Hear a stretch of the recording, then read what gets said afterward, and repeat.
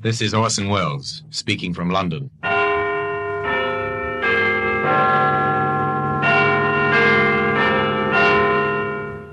Here in the grim stone structure on the Thames, which houses Scotland Yard, is a warehouse of souvenirs, where everyday objects, a candlestick, a china doll, a broom, all are touched by murder.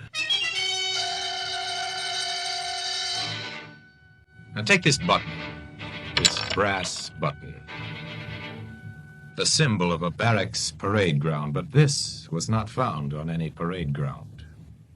This is interesting, sir. A brass button. Very interesting, Sergeant. It's from an army uniform. Today, that button can be seen in the Black Museum.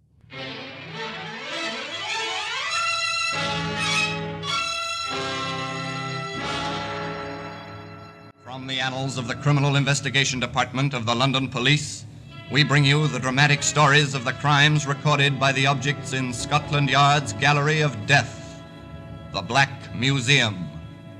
Now, the Black Museum, starring Orson Welles.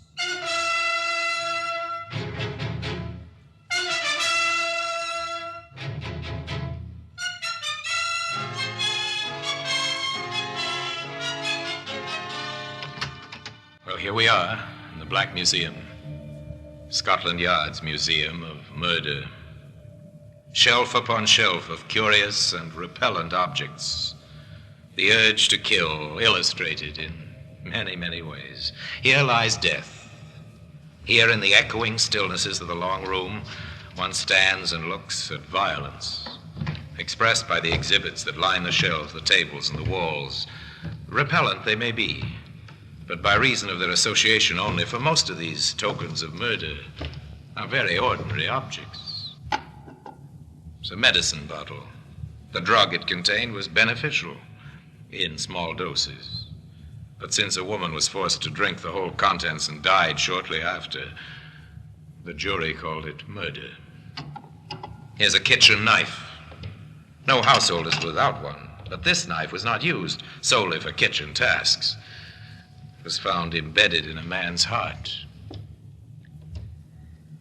Now, here we are, the brass button.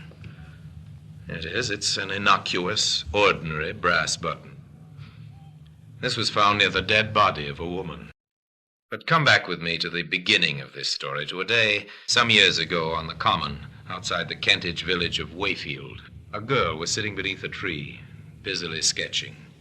She was too engrossed to hear the approach of a young soldier until he spoke. Hello? Oh. Hello? Sorry. Did I frighten you? A little. I didn't hear you coming. Oh, I made enough row. You were so busy with whatever you're doing. What are you doing? Sketching? Can I see? You'll probably laugh. No, I won't. Show me. That's very good. Do you really think so? Well, it's fine. You must be the one they call the Swamp Girl. That's what they call me in the village. Poor, routine, dull people. You don't like routine ways of living, do you? From what I've heard, you're something of a rebel. Am I?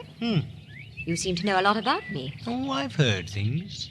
What kind of things? About how you live in an old shanty at the edge of the swamp and how you roam the common and sketch and paint. You're well informed. Well, people talk about you sometimes. I was interested. And so you came down to see for yourself. Well, what's the matter? Couldn't you find a girl in town? Don't say that. I wanted to meet you, to talk to you. And now that you have, will you please go away and let me work? Oh, you can work any time. I'll go away soon, if you're nice to me. Go now. I've no intention of being nice to you, whatever you may think. Come on. Get away. When you found out so much about me, you might have also found out that I'm not interested in men. Least of all, soldiers. That's not very kind. Come here. No. Go away. Come Go on. here. No. No. Please don't hurt me. No, please. No!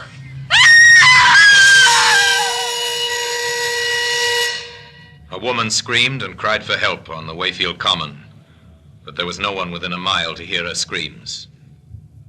2 days later, in the post office at Wayfield, a letter was returned by the postmistress. Mrs. Riley, Yes, Jimmy? that registered letter you sent me out with, there was nobody about to sign for it. Wasn't the swamp girl at home? No, Mum. I called out Miss Morgan, but there wasn't any answer. All right. You can deliver it tomorrow. Yes, Mum. Her name was Jeanette Morgan, but people of the town called her the Swamp Girl because of her vagrant, strange way of living. The next day, Jimmy, the postal messenger, rode out on his bike to deliver the registered letter, but once again the Swamp Girl was not at home. Then, on the way back, taking a shortcut, Jimmy found her. Miss Morgan! Jimmy saw only her legs at first protruding from a bush, which had been meant to hide her. At first he thought she was asleep. But he didn't think so for long. She's dead! I've got to get the police!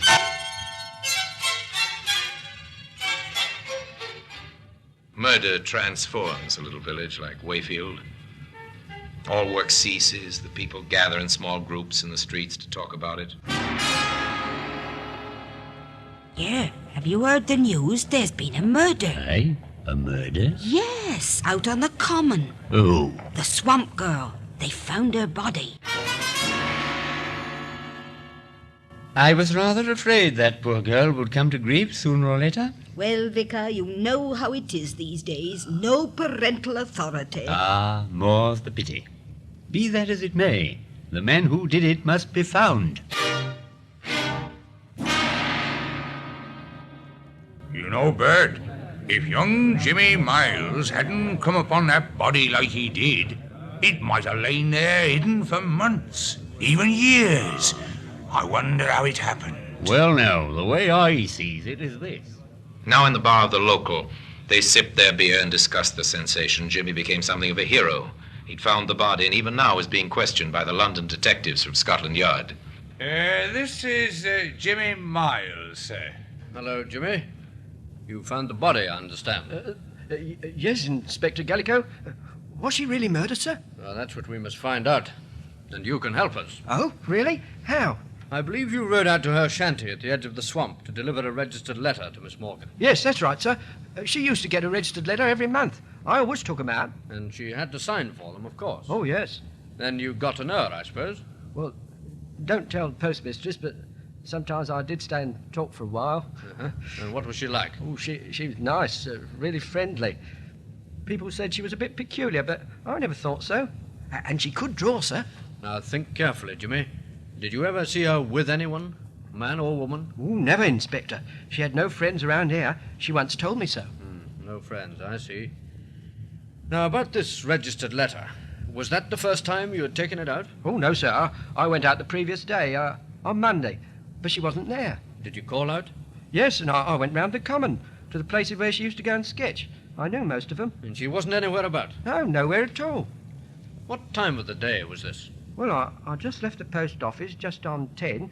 It's about half an hour's ride. So you were out there by 10:30? All right, Jimmy. Thank you very much. Is that all, Inspector Gallico? That's all for the moment. You've been very helpful. A lucky witness, young Jimmy Miles. A break for Inspector Gallico early in the case. For with the evidence of the police surgeon, certain facts could be established. What's your verdict on the post-mortem, Doctor? Well, the cause of death didn't give us any trouble, Inspector. She was strangled. What about the time of death? That's not so easy. I'd say she died 48 hours ago, at least. Wait a minute. That means before noon on Monday. It ties in, Doctor. Good. But at what time before noon, I would not care to predict. The contents of the stomach indicate she'd had breakfast. Then sometime between breakfast and noon she met her death. And she was nowhere about 10:30 when the postal boy brought her letter. What about that letter, Sergeant? I have it here, sir. Who's it from? It's from Mrs. Morgan of Tunbridge Wells, her mother. Money, I suppose. £10, sir. And a plea to come home and live a normal life. Poor Mrs. Morgan. Her daughter couldn't even die a normal death. The pattern of the crime begins to make itself clear. The victim's identity is known. The approximate time and the cause of death is known. Now the hunt will begin for the killer. Here is a police message. The body of a woman named Jeanette Morgan has been discovered on Wayfield Common. Evidence suggests that she met her death by strangulation sometime before noon on October the 19th. Any person who was in the vicinity of Wayfield Common on that day, or can give any information, should communicate with the nearest police station in order to assist in the search for the murderer. And in this, the police will be aided by a brass button. That same brass button that today can be found in the Black Museum.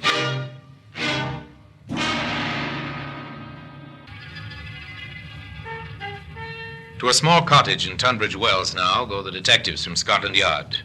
To a house with the blinds drawn where a thin, bitter woman answers their questions in a strangely lifeless voice. Yes, I knew. I knew it was Jeanette when I saw the newspapers. Why didn't you get in touch with us, Mom? I knew you'd get in touch with me if you wanted me. Besides, what business is it of mine? But she was your daughter. Was she? Jeanette's younger sister lives here with me. Works at a shop nearby. She's my daughter. Yes, I see what you mean. I warned her. I told her it had come to no good end, living that strange and unnatural kind of way. Mrs. Morgan, we won't trouble you any longer, but could you tell us, did your daughter have any close men friends? Men friends? Yes. Jeanette? I wish she had. But a boyfriend would have been too ordinary for her. She had to be different. She had to be the swamp girl. I'm sorry. Why did it have to happen to her? To me? Why? Why?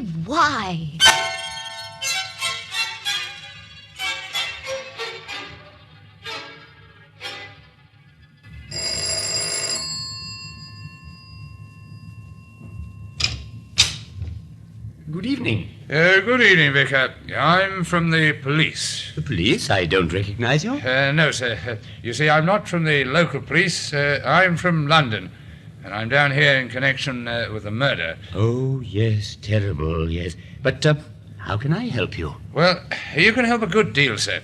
You see, the local police are pretty short-handed, and Inspector Gallagher has decided that our next move should be to make a very thorough search of the common, particularly round about where the body was found. Oh, I see. And I suppose you want some help from my parishioners? Yes, sir, that's roughly the idea. Very well, then. We'll help you in every way we can. You can depend upon us. All right, Sergeant.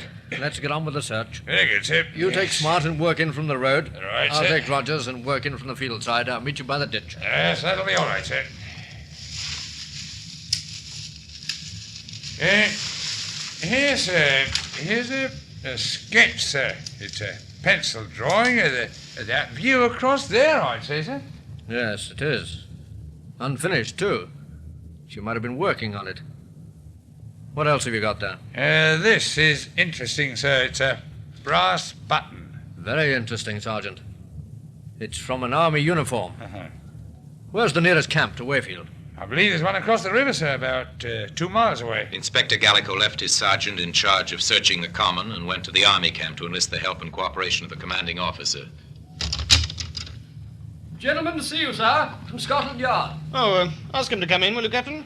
Yes, sir. Will you come through, please? Thank you.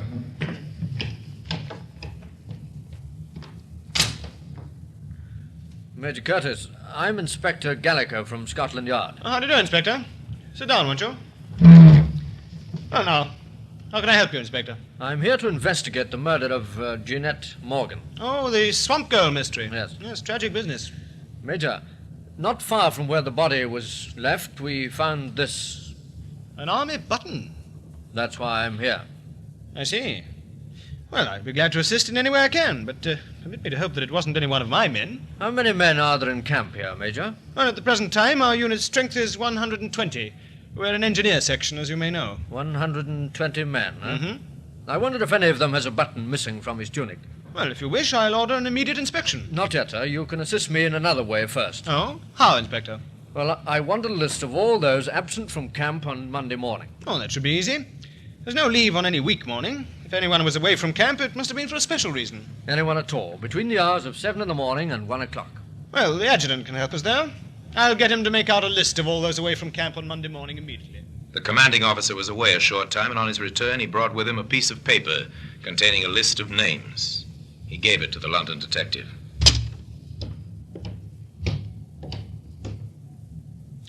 Yes, there you are, Inspector. 5 men were away from camp during the time you asked about.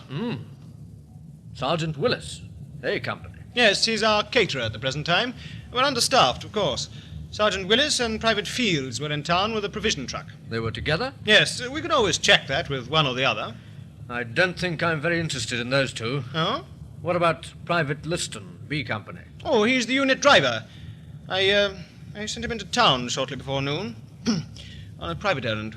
Shortly before noon? Well, that leaves 2. Corporal Paul Ferris? Oh, he's our mailman. He leaves every morning at 8 o'clock and drives the mail truck in to pick up the unit mail bag. From the Wayfield post office, I suppose. Yes. What time does he generally return? Oh, sometimes by 9. Though on occasions he has to wait for registered mail, you know.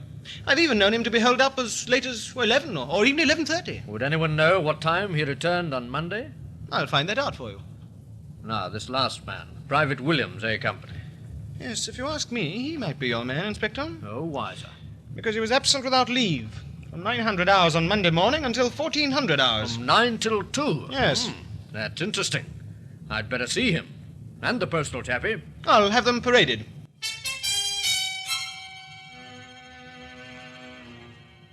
Corporal Ferris, Private Williams, this is Inspector Gallico from Scotland Yard. He has some questions to ask you both. Thank you, sir. Corporal Ferris, we'll take you first. Yes, Inspector. What time did you leave camp last Monday morning on your mail run? At 800 hours, sir. And what time did you return? Well, if I remember correctly, the mail was brought round rather late that morning, Corporal. Yes, sir. I was just about to explain to the Inspector. I had to wait for several registered letters. What time did you actually return? Shortly before 1100 hours, sir. Thank you, Corporal. Now, Private Williams. You were absent without leave throughout Monday morning. Yes, sir. Are you able to give a satisfactory account of your whereabouts? I'd prefer not to, sir. Private Williams has consistently refused any explanation of his conduct, Inspector. Oh, that's rather unwise, Williams. If you have an alibi, you'll need it. This is an investigation into murder. Murder? I didn't do no murder. I was with me girl in Wayfield. Ah. What's her name? Hey, Susie Walker, 9 High Street. You asked her if I wasn't there. Oh, I didn't want to get her into any trouble, you understand, that's all. But murder? Oh, I don't know nothing about the girl who was killed. Honest, I don't. Well, we'll check your statement, Williams. I've finished with them now, sir. Corporal Ferris, Private Williams, dismiss. Inspector Gallico drove into Wayfield to number 9 High Street. Oh, no, Susie wasn't out with him that day. I remember it distinctly. She went over to see her girlfriend at Kenbury. Well, you can ask her yourself.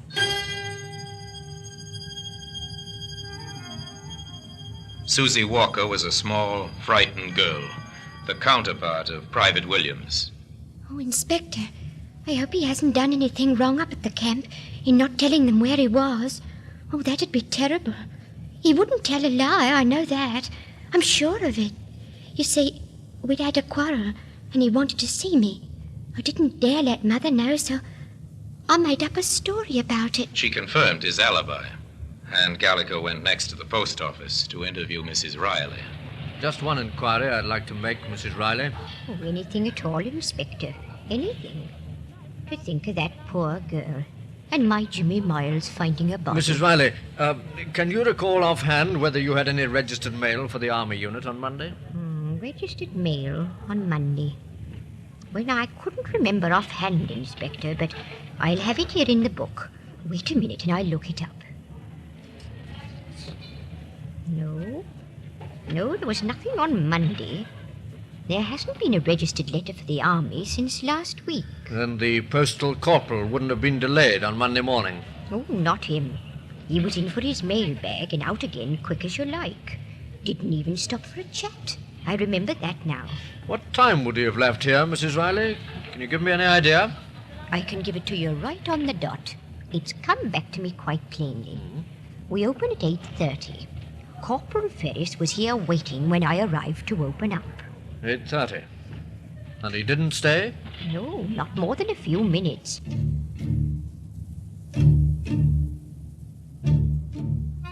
The inspector picked up Sergeant Worthington, and together they drove back to the army camp. A few orders from the commanding officer, and Corporal Ferris was paraded once more, and his gear searched. At the bottom of his kit bag, they found what they were looking for. Here we are, sir. A battle jacket with one button missing. And it matches, Sergeant. Ferris? What have you got to say about this? They're crazy, sir. I don't know anything about it. She was sketching, wasn't she, Ferris? She drew a pencil drawing of you, isn't that so? You're bluffing. She didn't do any drawing of me. It was a landscape scene. A landscape scene, yes, so it was. And that fact has never been mentioned in any of the papers. Only the sergeant and I knew that, Ferris. And the killer. Paul Ferris was taken into custody and charged with the murder of Jeanette Morgan, the swamp girl.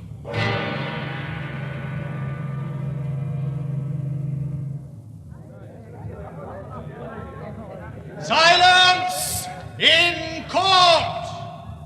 Ladies and gentlemen of the jury, you have heard the facts in this case as related by the witnesses which have been called, both by the defense and the prosecution.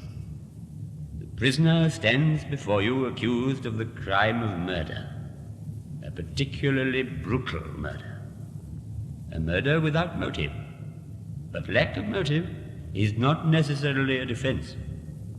It is for you to decide whether the facts which you have learnt during this case, not only the words spoken by the witnesses, but the mute testimony of the material objects placed before you, justify your verdict, which must be beyond all reasonable doubt.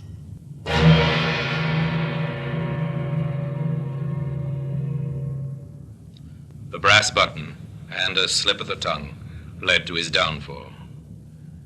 Today, that brass button occupies a place of honor in the Black Museum. The picture was completed when the tracks of a vehicle were found some 50 yards away from the scene of the crime. The tracks were identified as those of the mail truck, of which the driver had been Corporal Paul Ferris. The defense did their utmost to prove insanity, but the jury were in little doubt that the man was sane, and that his advances repulsed, he'd strangled the swamp girl to death.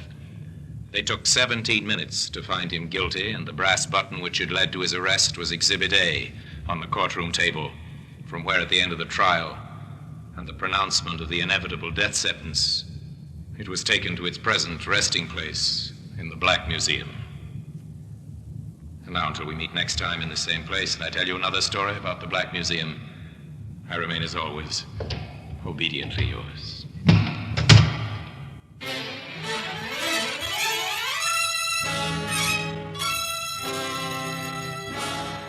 The Black Museum, starring Orson Welles, is presented by arrangement with Metro-Goldwyn-Mayer Radio Attractions. The program is written by Creswick Jenkinson, with music composed and conducted by Sidney Torch. Produced by Harry Allen Towers.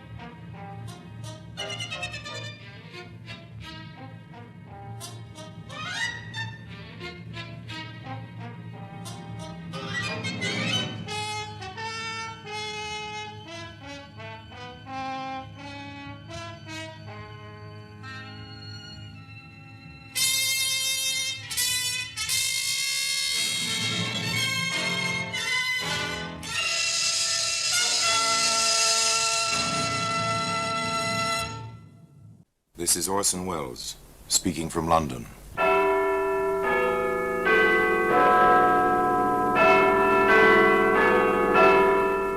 The Black Museum, a repository of death. Here in the grim stone structure on the Thames, which houses Scotland Yard, is a warehouse of homicide, where everyday objects, a goldfish bowl, an automatic gas range, a child's perambulator, all are touched by murder. Here's a can of Weedkiller. It's a familiar object. Every suburbanite with a patch of garden has used this, or something very much like it. After a while, one tires of pulling up the weeds and buys Weedkiller. Eliminates the backache. Do you know offhand, Superintendent, whether the poison in Weedkiller deteriorates or becomes stronger with the passage of time? Well, I'm not certain, Inspector. Any chemist could answer that, I imagine. In this situation, some chemists will have to answer that. Well, today, that can of Weedkiller can be seen in the Black Museum.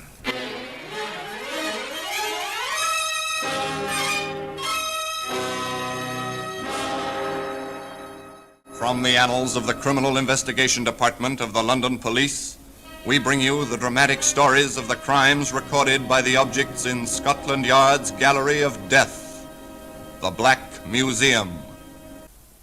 Now, the Black Museum, starring Orson Welles.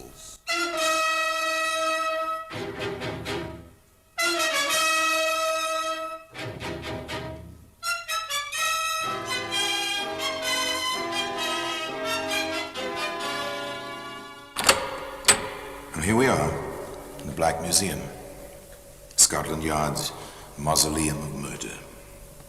Yes, here lies death. Here it is, preserved in objects which seem to reflect the horror of the crimes in which they once played their part. Here's an arrow, full-feathered, tapered, cleanly steel-tipped. It's a graceful object made for flight and skill in an ancient art. Even in the act which brought it here, this weapon was thwarted. No arching bow sent it on its way. A powerful hand thrust sharply in the dark. And this arrow turned dagger and stabbed a life away.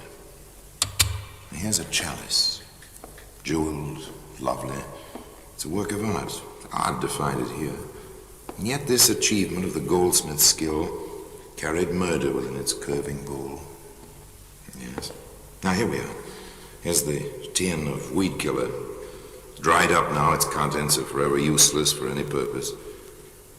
Still, was the poison it once contained any more powerful for evil than the hidden poison which flowed through the place where this tale took place?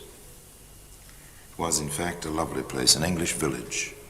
Its single street strung like a hammock between two hills, on one of which stand the remains of an ancient Norman castle. An ideal place to live, one would say, as John Ashley very often said to his wife Helen and his daughter Joy.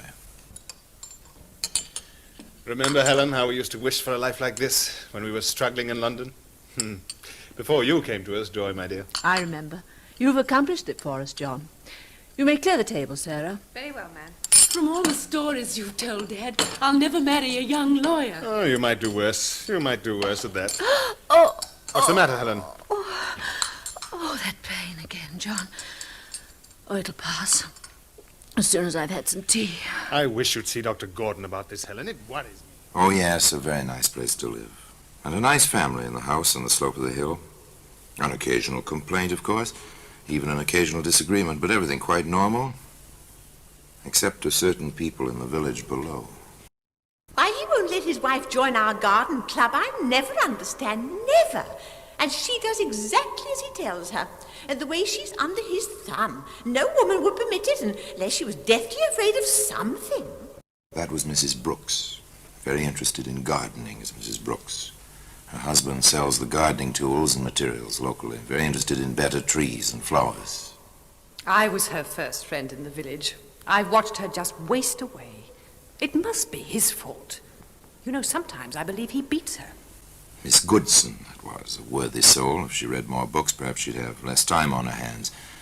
As it is, she has a bit too much time on her hands.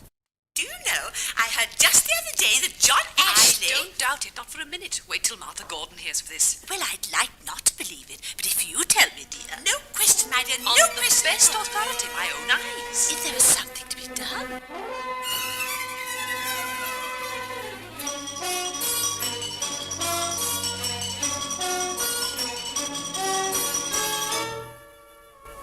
That was, well, the climate of public opinion, at least on the distaff side at the time of the Sunday luncheon in the Ashley household.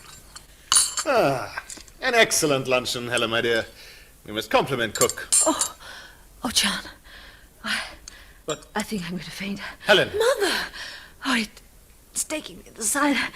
I can't seem to breathe. Oh, the pain.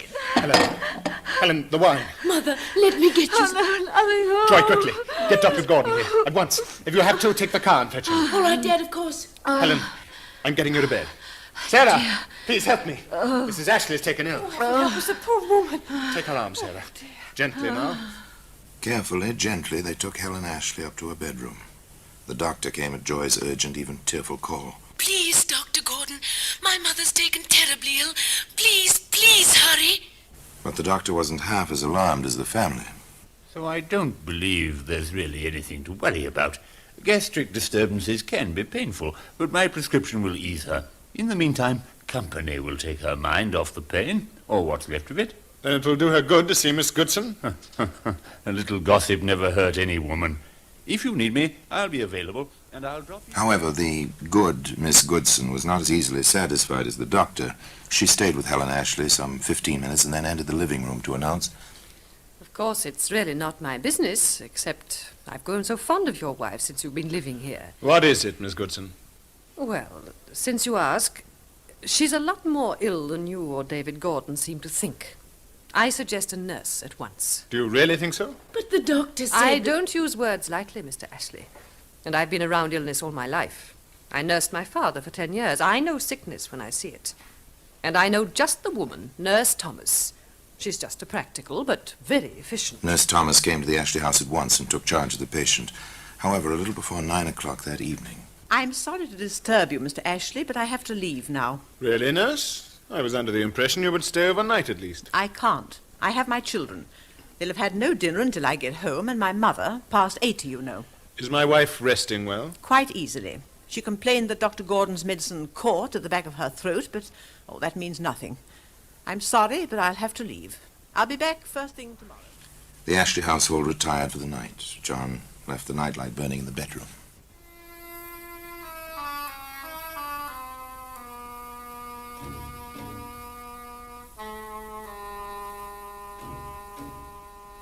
At 2 a.m., John awoke and looked at his wife.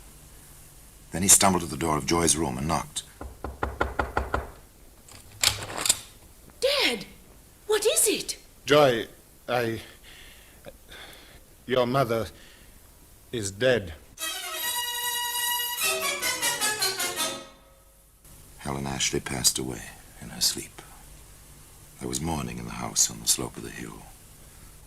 In the village below, I knew it. I told him she was desperately ill. I told him. It's too bad. Such a nice little person, so sweet. How could she have married that man?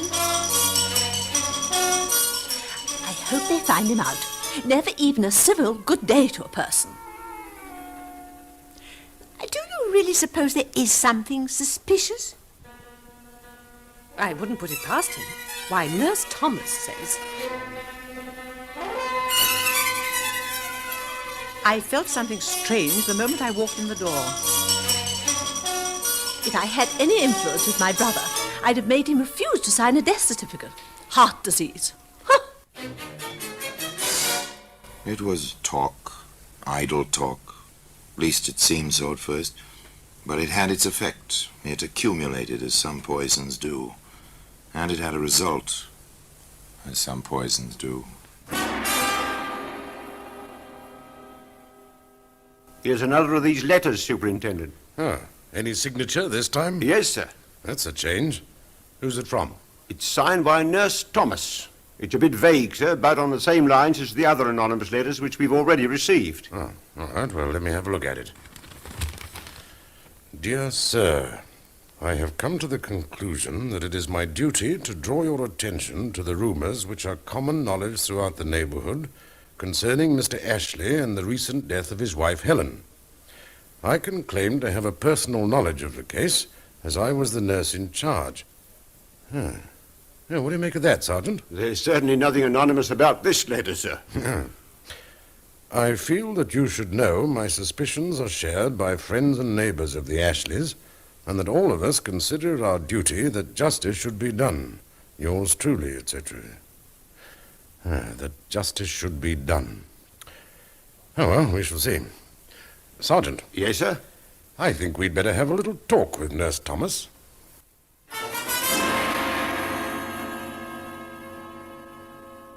So you believe, Nurse, that the police ought to look into this? I certainly do. There must be some reason back of all this talk. Where there's smoke, you know, Superintendent. Nurse Thomas, may I remind you that I didn't get to the rank of superintendent of this district by listening to rumors. Have you any facts? Well, I'm not a detective. Well, tell me what you know, Nurse. Sarah Freeman, she's the Ashley housemaid, swears that he didn't drink any of the wine at lunch. That was hardly his custom. Go on. I've been on a good many cases. This one was really peculiar. The doctor wasn't disturbed any more than her husband was, but she died at 2 a.m. The whole thing is highly suspicious, and Sarah thinks... Now, never mind the rumors, Nurse. However, I may make a few inquiries. The superintendent knew his duty. He took the liberty of asking John Ashley to stop in and chat with him. You realize, of course, Mr. Ashley, that this is strictly on an informal basis? I can think of no reason why it should be formal. Well, there have been reports, rumors. I dare say you've heard a few. I've heard all of them. In fact, to spare my daughter, I've sent her up to London to stay with a cousin for a while. Yes, it is most distressing. I assume, Mr. Ashley, you would like to set all this gossip at rest. Put an end to it once and for all. Nothing would be a greater relief to me. Have you any suggestions, Superintendent? Yes, I have. It's drastic, but, well, if all is well, as I have every reason to believe, it may be unpleasant, but it would certainly be effective. What is it, sir? Exhumation of your wife's body and a post-mortem, with your express approval. As you wish, sir. I shall be glad to cooperate in every way possible. The vital step had been taken. From now on, John Ashley was engaged in a fight for his life. Much was against him, and not the least was a tin of weed killer, which can be seen today in the Black Museum.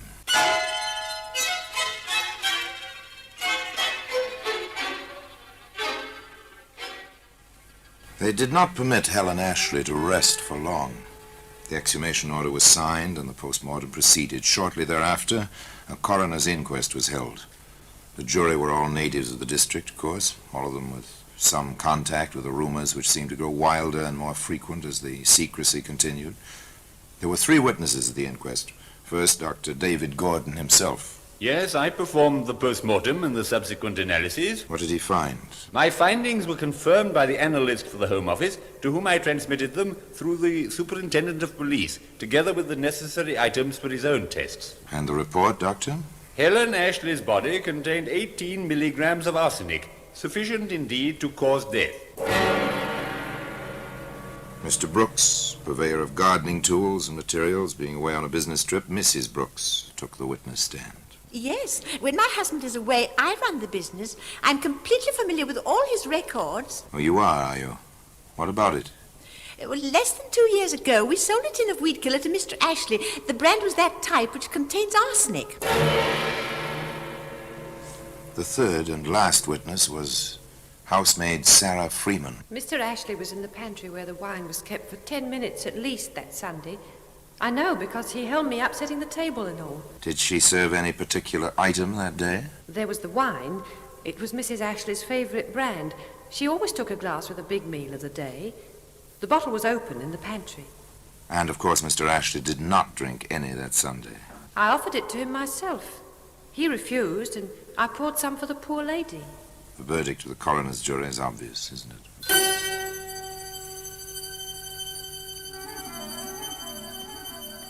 Well, here's a pretty kettle of fish.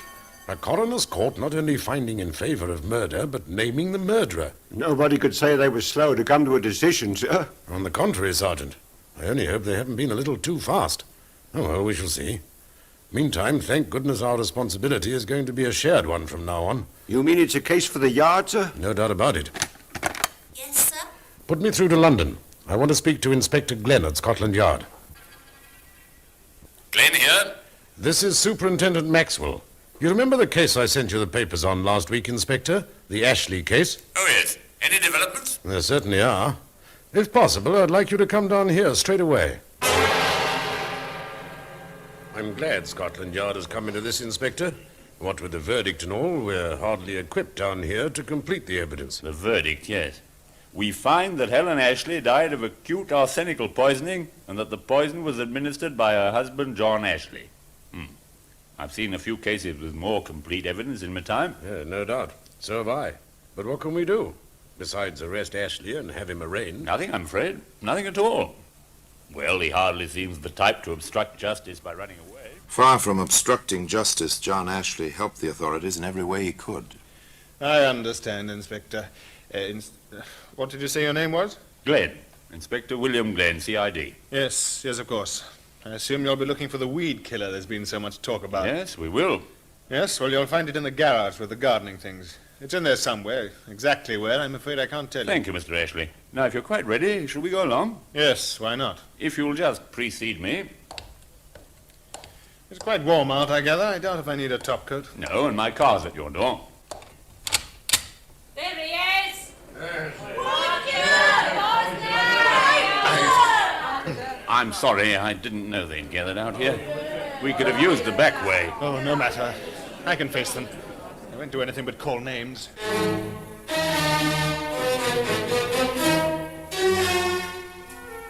John Ashley was formally charged the next morning and held for the next assizes. The case for the Crown was not remarkable for its completeness. Inspector Glenn was a witness. The defendant admitted possessing the weed killer. In fact, he helped us to find it in his garage. Have you uncovered any evidence, Inspector, to indicate that my client did, in fact, administer the poison? Poison's almost always given in secret. One rarely has a witness to the fact. Dr. Gordon repeated his testimony at the coroner's inquest. There was no cross-examination. Sarah Freeman, on the other hand, was the subject of quite intense questioning by the defense. Why did you find it worthy of remark that Mr. Ashley spent some time in your pantry? I'd never known him to be in there before. I say to you that almost every Sunday before luncheon, he did go into the pantry from the garden to wash his hands. No, he didn't. Many times. No, he always went upstairs. I submit to you that it was a long way to the bathroom upstairs. Not very. Do you realize that Mr. Ashley is in peril of his life? Yes, sir, I do. And you stand here swearing that it was unusual for him to use the pantry to wash his hands? Yes, sir, I do. Sarah Freeman, are you telling the truth? I swore on a Bible, sir. Are you telling the truth? Yes, sir, I am. No further questions. Next in the parade of witnesses was Nurse Thomas. She told her story, her experience, and her suspicions. Once again, counsel for the defense took over. You are a practical nurse, is that correct? I am. You are not registered. Your training has not been formal. I know my job. Answer the question. I know my job. But you are not a registered nurse. I am a practical nurse. When you left the Ashley house at 9 o'clock, were you satisfied that the patient was in no danger? I had to go home. If you felt she was in danger, would you have gone? I had to go home. For personal reasons? My mother is past 80. My children needed their dinner. I suggest to you, Mrs. Thomas, that a registered nurse would not have left. I know my job. Then you were satisfied that the patient was in no danger? I had to leave. I told Mr. Ashley. Did the patient complain to you about the medicine? She complained to the maid. The maid told me. What did you do about it? I tasted it myself. Did the medicine affect you? Not at all. What was the dose? 2 teaspoonfuls and a little water 3 times a day. Did you give the medicine before you left? I did. And you were satisfied there was no danger to the patient? I had to go when I did. Very well. You had to go when you did. That is all. The stubbornness, the slight irregularities in behavior of this nurse seemed to be having their effect on the jury. There was a feeling of impatience, even of doubt, in the courtroom as counsel for the defense called Miss Joy Ashley, please. The girl, quiet, composed, took the stand in her father's defense. Miss Ashley, I know you realize that your father is on trial here for his life. I do. Can you say without reservation that you're going to tell the absolute truth? Yes, sir, I am. If you had any doubt of his innocence, what would you do? Tell the truth. My mother is dead. If I thought for a moment that my father had done it, Even then, I would tell the truth. Very well. Now then, the three of you had luncheon together that day. We did? At the same time, from the same main dishes? Yes, sir. There has been some doubt cast on the contents of a certain bottle of wine. Your former housemaid has testified that the bottle was nearly empty at the end of the meal, that she threw the bottle away. Was this common practice, do you know? It was. I see. Now then, what do you recall concerning the serving of that wine that day? Sarah, the maid, offered it to my father first, as she always did. Did he accept it? No, he did not. What did the maid do next? She offered it to my mother.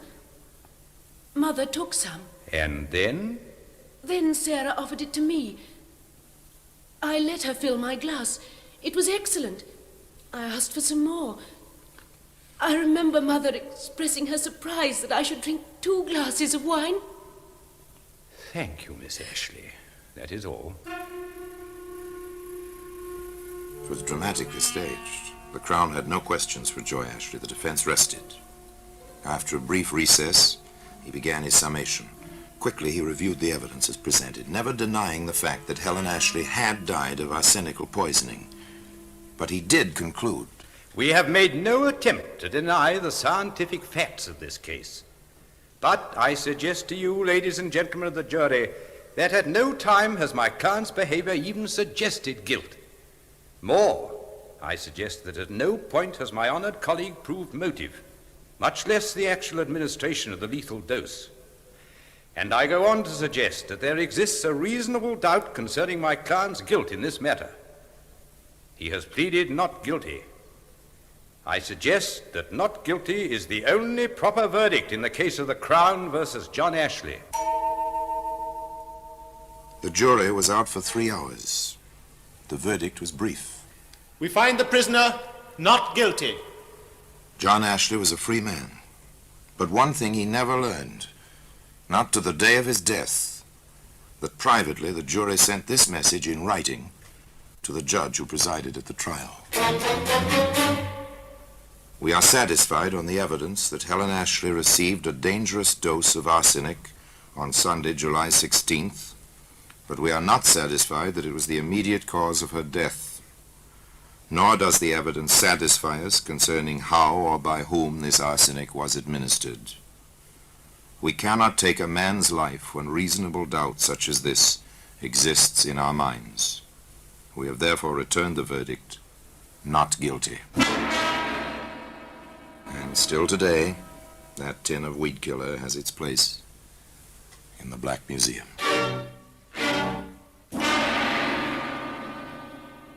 Helen Ashley died of arsenical poisoning. There was no question about that. There was grave question as to how the poison was administered. But whether it was in the wine or the food or the medicine, no one knows. John Ashley died some few years after his trial in poverty, a weary, broken man. In his case, the doctor certified his death and no question was raised, save by those who remembered the charges against him and the wagging tongues of the gossips in the kindly-seeming English village where he'd made his home. Those who remembered had cause for thought. Could it be said that John Ashley died by gossip? Certainly not by any other poison. Now, until we meet next time, we meet in the same place and I tell you another story about the Black Museum. I remain, as always, obediently yours.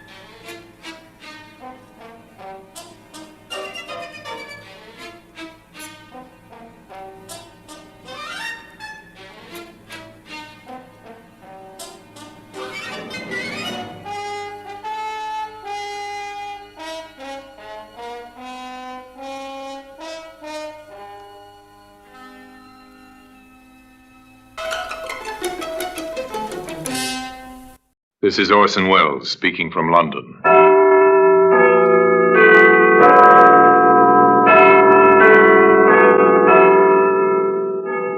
Here in the grim stone structure in the Thames, which houses Scotland Yard, is a warehouse of souvenirs.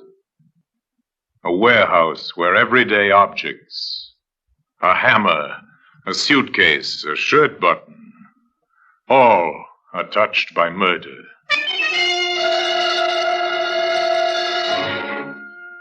You take this canvas bag.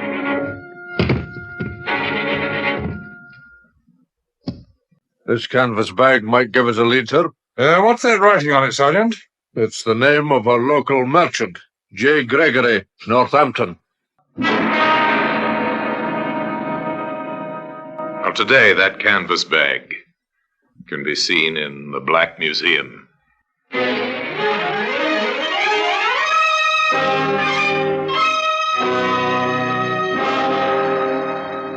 From the annals of the Criminal Investigation Department of the London Police, we bring you the dramatic stories of the crimes recorded by the objects in Scotland Yard's Gallery of Death, the Black Museum.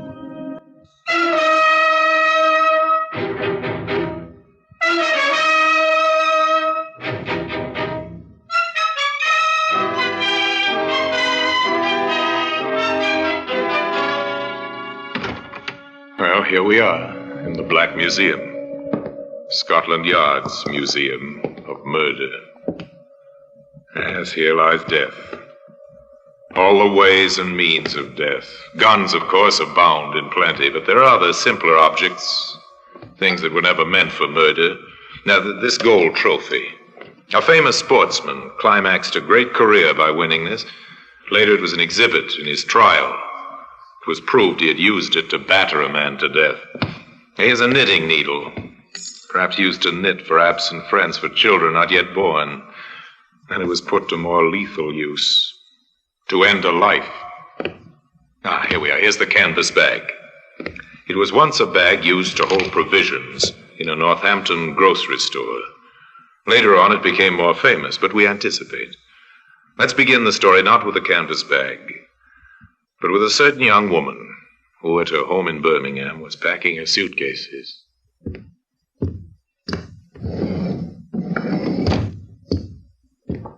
Here's another dress, Mary. Oh, thanks, Mother. And your slippers. Mm-hmm. Well, I think that must be all. Let's just have another look round. You don't want to forget anything. No, that's right. Oh, here you are, just as well I looked. Some stockings. Oh.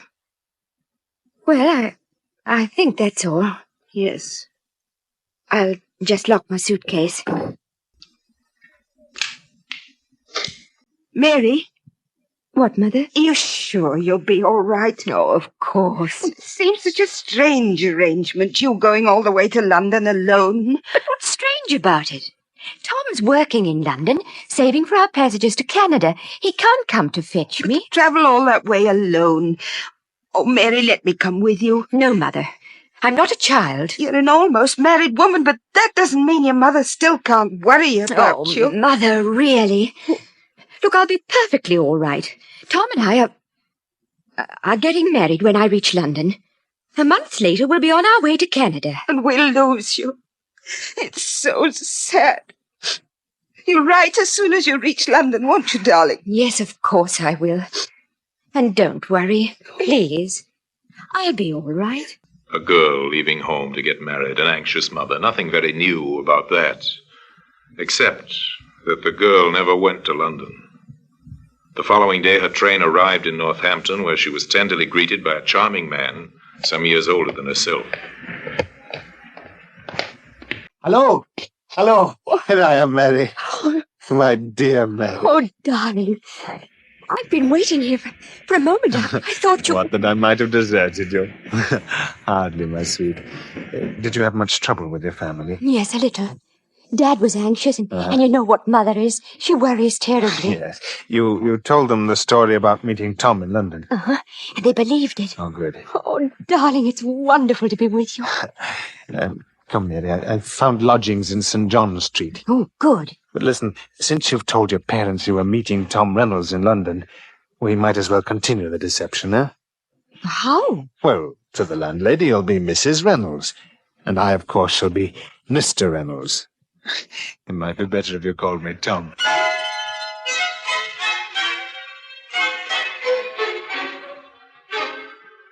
The landlady found Mr. and Mrs. Reynolds a charming couple, so devoted, so very much in love.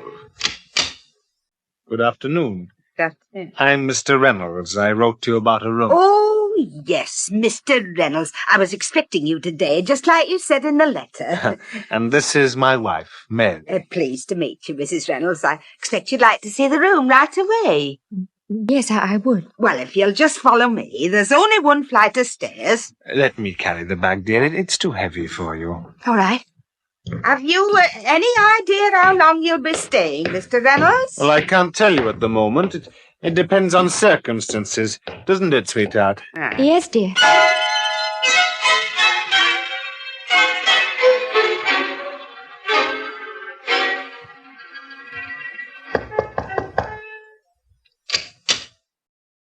Why, it's Mr. Reynolds.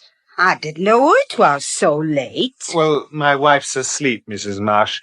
I thought I'd just pop in to tell you that we're leaving next week. Leaving? Uh-huh. Well, isn't that rather unexpected? I was talking to Mrs. Reynolds only yesterday, and she said... Yes, but you see, I've had some news from friends of mine in Canada. In Canada? Yes. We're going to Canada, Mrs. March. Oh? We're leaving from Liverpool next week. Oh, that will be nice for you, Mr. Reynolds, and for your sweet wife, too. Yes. Oh, but there is one other thing. Huh? I'd be very glad if you wouldn't say anything of this to my wife. You see, she's not quite sure that she really wants to go to Canada, and, well, I think it'll only upset her if anyone talks to her about it. Of course. I wouldn't breathe a word, particularly since you've asked me not to. Thank you so much, Mrs. Marsh. We'll be giving up our room on Friday. Huh? I'll arrange for a car to call for the luggage early in the day. So considerate, the landlady thought. Such a gentleman. On Friday morning, she said goodbye to the couple with reluctance. At least she said goodbye to Mr. Reynolds, who explained that his wife had gone ahead to the railway station. But even the nicest of lodgers are only a passing memory in a landlady's mind, and she might never have thought of the young couple again if it hadn't been for the events that occurred some weeks afterwards. On the high road from Rugby to Northampton, two men were walking home after work. Well, Bert, what do you think of the team's chances on Saturday? They want to be better than last week, eh, Sam? Yeah, I should say so. Hey, look down there in the ditch beside the road. What do you see? Oh, wait a minute. Oh, it looks like a canvas bag. Ah, well, there's something inside it. Ah, well, what's that all over it? Lime, isn't it? Oh, probably a dead dog. Come on, I'll buy you a pint. Yeah. Hey, ain't no dead dog. But, look, will you? An arm. I can see it plain. Oh, crikey. Come on, Sam. This is for the police. The local police recovered the body and Scotland Yard was summoned. Inspector Courtney, accompanied by Detective Sergeant Finlay, arrived in Northampton. They met the doctor who had conducted the post-mortem. The body was that of a woman, Inspector. Have you any idea of her age, Doctor? Youngish. I'd say in her 20s. In height, a little over 5 feet. Slight build. And in what state was the body? Dismembered and partially decomposed. And the cause of death? Have you any idea about that? There's no way of telling, Inspector. The only thing you can take for granted is that she was murdered. The yard men had a dual task there. They had to track down the murderer, but first and foremost, they had to find out who had been murdered. They set out to examine the evidence.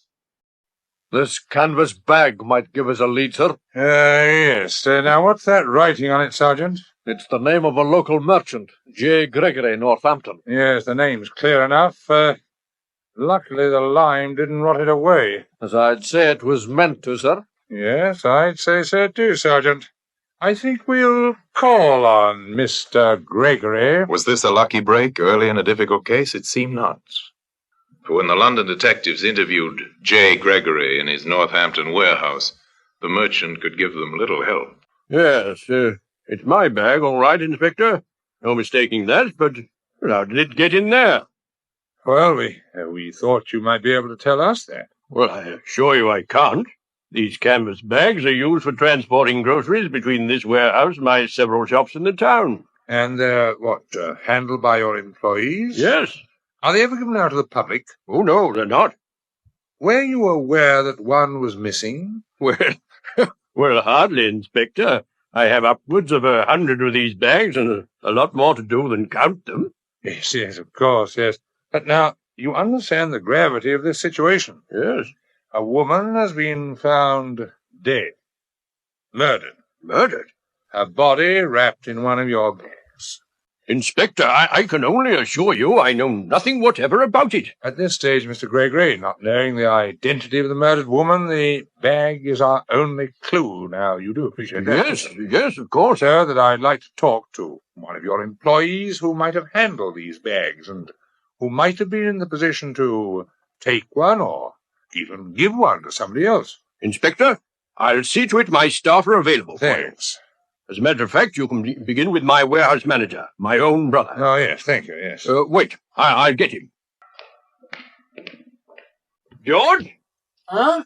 George, come here, will you? Presently, the obliging Mr. Gregory returned with his brother, the warehouse manager. He, too, was courteous and polite to the detectives, and only too ready to answer the questions they asked him. Now, where do you live, Mr. Gregory? In Birmingham. 7 High Street, Birmingham. And, are you married? Yes. Wife and 2 children. And you live at home? Well, sometimes I stay here at the warehouse. You know, because of the distance involved in travel, you understand? Oh, yes, perfectly. Now, tell me, have you ever lent or given anyone outside the firm one of these canvas bags? Well, I don't like to mention it, but... Well, go on, George. Tell the inspector whatever he wants to know. Did you give away one of these bags? Well, yes, as a matter of fact, I did, John. I know it was against regulations, but, well, a tramp came in one day asking for some scraps of food, and... Yes, and, I felt sorry for him, you know how it is. Yes, quite. I gave him a couple of tins and a canvas bag to carry them in. Sorry, John, but that was the only occasion I have given one away. Now, could you tell me, how long ago would this have been? Oh, I suppose about 6 weeks. Perhaps a bit longer. I'm afraid I can't remember the exact date. Well, thanks very much, Mr. Gregory. I don't suppose you can help us in this matter of the murdered woman. I mean, you've no idea who it might be. None whatsoever, Inspector. I'm sorry. Well, thank you very much indeed, gentlemen. Good day to you. Good day. The inspector left the warehouse deeply disappointed. It seems that the trail led nowhere. For the inspector believed this story of the tramp that George Gregory had told him. There's no reason why he should not have believed it.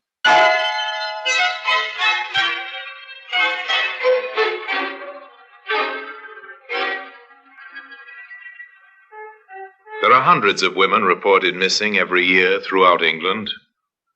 Now to the local police stations throughout the land, the messages went out in a long and slow search to find the identity of the murdered woman. Desire information on any woman reported missing within past 2 months.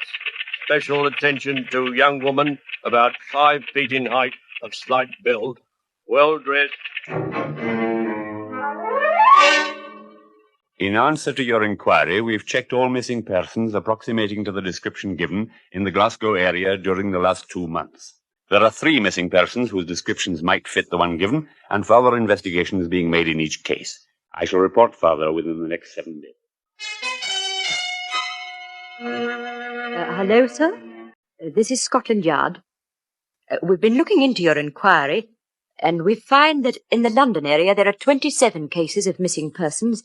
That would seem to justify investigation in relation to your inquiry. From preliminary inquiries, 13 of these cases can already be discounted. On the remainder, further inquiries are still being made. We'll be in touch with you later, sir. Goodbye. The reports came flooding into Scotland Yard. The leads faithfully followed. Dead ends, all of them. The investigation into murder was bogged down because nobody knew who had been murdered. Here's another one, Inspector. People by the name of Wilson in Birmingham. Worried about their daughter. Oh, I never knew there were so many youngsters who run away from home. Well, still, have it checked, Sergeant. Right, sir. Another patient inquiry begins. When did your daughter leave home? Where was she going? Have you heard from her?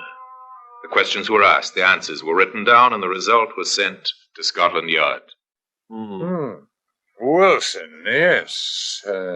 Number 9 High Street, Birmingham. Left for London to marry a young man named Tom Reynolds. Seems like she didn't get there, sir. The family had a letter from Reynolds, just a sort of friendly note, no mention of the girl. I understand young Reynolds went to Canada, sir. He was once engaged to the girl, but they broke it off. Oh, yes? The next thing, when he was in London, the girl had a letter from him asking her to marry him and go out to Canada. Yes, but did the family see the letter? No.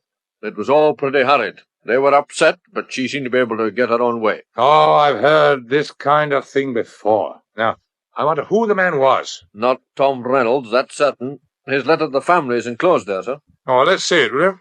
Yes, wait a minute. Now, rough crossing, how is everyone? Miss my old neighbours? No, he doesn't mention her. Now, what was her name? Mary, sir. Mary Wilson, 9 High Street, Birmingham. Sergeant, that seems familiar. To me too, sir. I can't quite place it. Wait a minute, I got it. What, Inspector? George Gregory, that warehouse manager. His address is 7 High Street, Birmingham. Number 7? Well, that means he lives next door. Patience had paid off again. Careful and painstaking methods had given them a new lead, or rather, the renewal of an old lead. For the canvas bag had first led them to the Gregory warehouse. The detectives went back to Northampton, back to interview George Gregory. Mary Wilson, Inspector? Well, of course I knew Mary Wilson. Now, tell me, when did you last see her, Mr. Gregory? Oh, some time ago. She went to Canada, you know. She married a young chap named Reynolds. Yes, but did she marry him? Oh, to the best of my knowledge, she did. You said, I knew Mary Wilson. Why the past tense? I don't know. Well, don't you always use the past tense when you're not likely to see a person again? Oh, you don't think you'll see her again? Well, Inspector, with her married and living in Canada, that'd hardly be likely, Inspector. George Gregory seemed at ease. His answers rang true. It could be nothing but a strange coincidence. Inspector Courtney gave certain instructions. I want a cable sent to Tom Reynolds in Canada. Find out if he married Mary Wilson or not. The odds are he's still single. Then Courtney went to Birmingham, to number 9 High Street, where he talked to Mary's mother. I don't want to alarm you, Mrs. Wilson, but I'm from Scotland Yard, and I want to make certain inquiries. Scotland Yard? Oh, my Mary's done nothing wrong, has she? Of course not, no.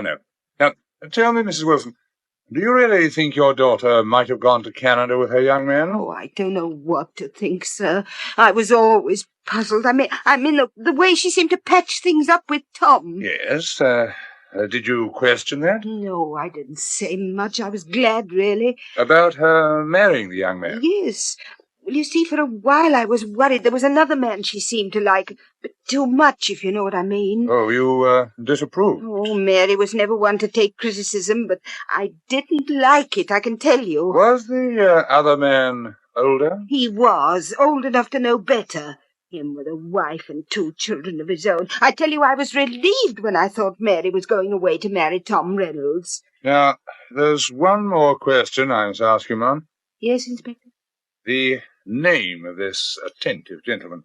Well, I don't like to make anything of it, mind. No, but I'd like to know his name. Well, he happens to live next door, and his name is George Gregory.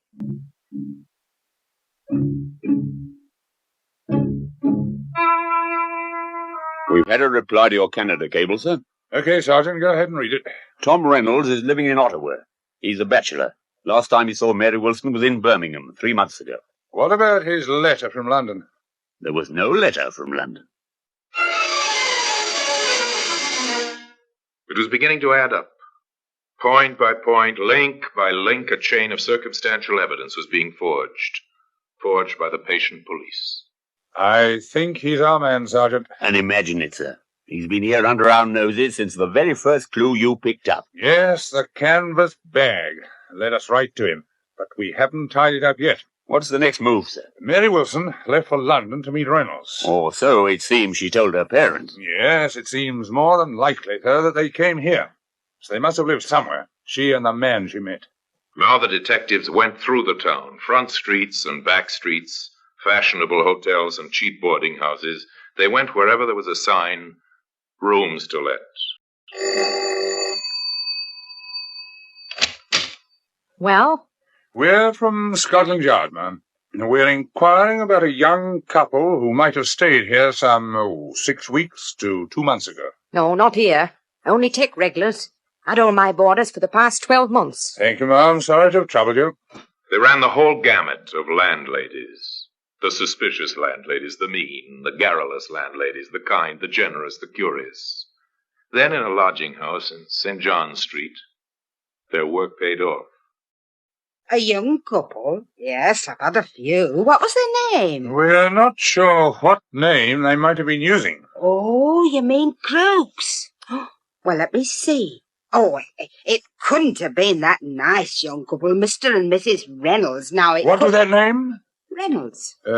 Tom Reynolds? Yes, I believe it was. Such a nice man. Oh, and his young wife was named Mary. She was awfully sweet. Mrs. Marsh, can you give me a description of Mary Reynolds? Why, yes, I think so. Short, about 5 feet tall, brown hair, rather pretty. Yes. Not much help, I'm afraid. I can't remember any other details. Oh, you helped a lot, thanks. And the man? Tall, dark hair, and a small mole on his left cheek, older than her. Oh, but he was very nice indeed. Oh, surely they couldn't have done anything wrong. Mrs. March, can you, I wonder, attend the police station tomorrow morning at 10? Me? Why, sir? Well, we'll be having an identification parade at 10 sharp.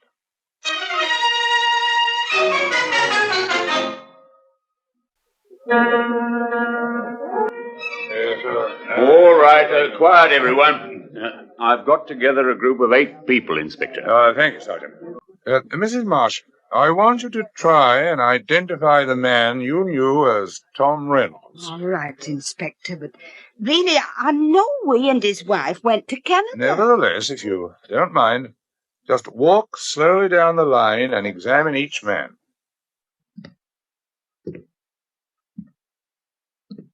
Eight men. A couple of detectives, 2 men taken out of the cells, 1 recruited off the street, and in the middle of them, a protesting, indignant George Gregory. It's not this man. Nor this. No, not him either. Why, Mr. Reynolds! Gregory! Grab him, Ben! I got it! There were enough policemen present to overpower the hastily departing Mr. Gregory, who was immediately arrested on a charge of having murdered Mary Wilson. Today, the evidence that brought about his downfall, the canvas bag that first directed police attention to him, occupies a place of honor in the Black Museum.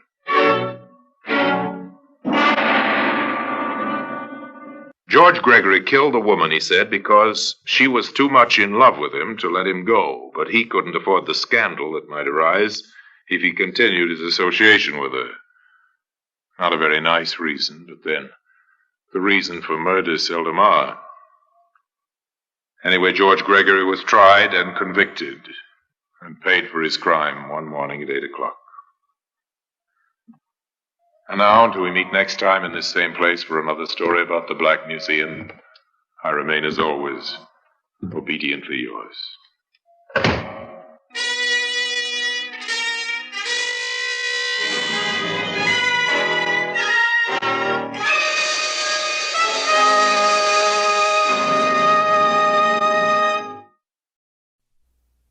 This is Orson Welles, speaking from London.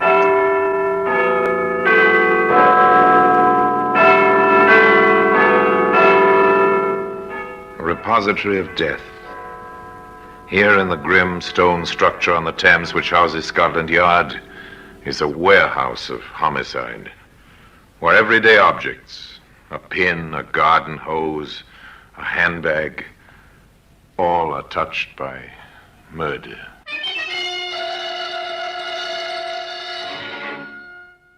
Here's a car tire. There were 3 others, all attached to a sedan. They were removed. Great Scott, Inspector. Those vandals, they've stripped the car of everything. Even the 4 tires, sir. There's nothing left. Except evidence. Well, today, one of those tires, the one that became a vital clue in the case, can be seen in the Black Museum.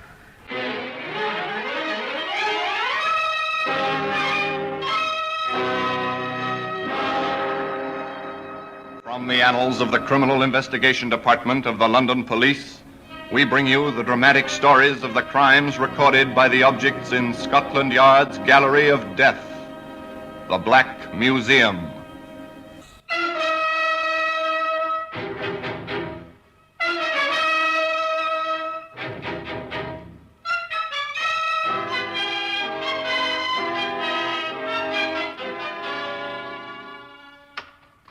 Well, here we are, in the Black Museum. Scotland Yard's Museum of Murder. Yes, here lies death. On the shelves, around the walls, death in many disguises. Here's a length of electric wiring. The protective insulation has been stripped away. The man touched it. He died. The jury found it was murder. Here's a card. Invitation to a party. The invitation was accepted. Death was the end of that. Here's the tire. It's an ordinary car tire. Once it belonged to a sedan that stood in a garage at Southend. On a certain night, some years ago, 2 men entered the garage quietly, after first forcing the lock.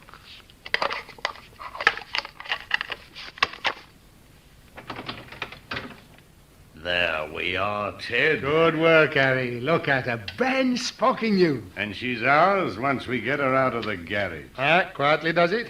I'll take off the brake.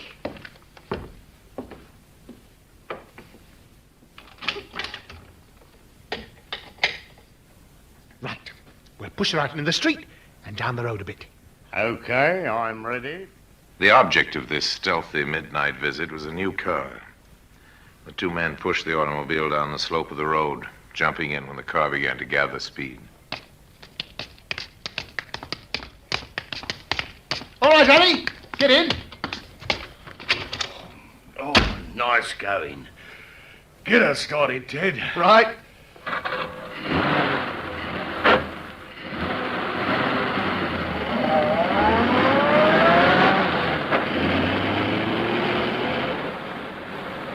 Not a sound behind us. We got away with it. It was easy. By morning, we'll have everything we want off this car. Tires, spare parts, the seats. And then we'll ditch what's left, eh? We'll make our fortune this way, Harry, my boy. Sounds easy money. It is. Come on, I'll show you what this car can do. Flat out!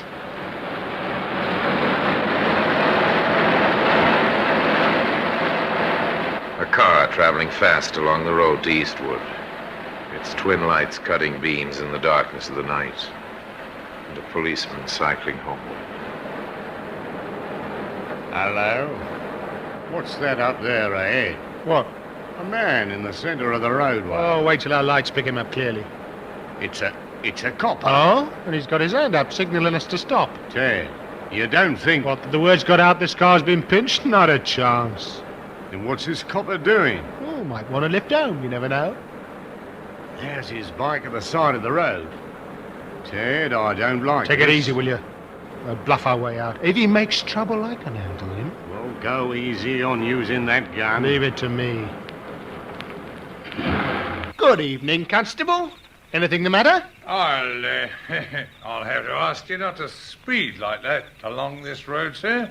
Were we speeding? Well, I think you know you were, sir, you know. There's been a number of serious accidents around here lately. Oh, dear. Now, may I see your license? My license? Yes, sir. You know, funny thing, I'm afraid I don't have it on me, Constable. Then I'll have to request some other means of identification, sir. Well, you know, I haven't anything on me at all. Well, where are you going, sir, and where have you come from? Well, we're just driving. Is the car yours? No, Constable. The car belongs to me. Oh, I see, sir. Then, would you tell me its number? It's on the front of the car if you want to see it. I know the number, but do you? Well, no, not offhand. As I thought, sir. This is a stolen car. Stolen? You'd both better get out. Now, come on. I'll have to take down some particulars. Here, what makes you think you can order us around, eh? Get out, I said. Come on. I want your names. And put that gun away. Say your prayers, copper. Give me that gun. Don't let him take it, Ted. Yeah. I won't, don't worry. You ask for trouble, copper, you're gonna get it.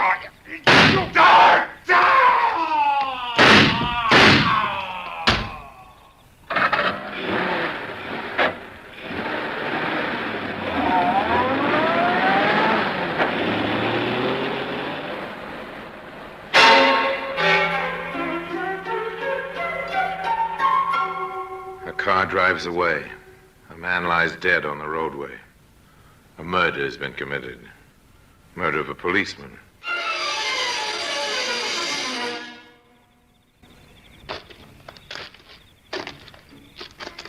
Lovely morning, George. You wouldn't think it to read the morning paper, Tom. Nothing in it but crime. You won't find much crime round these parts.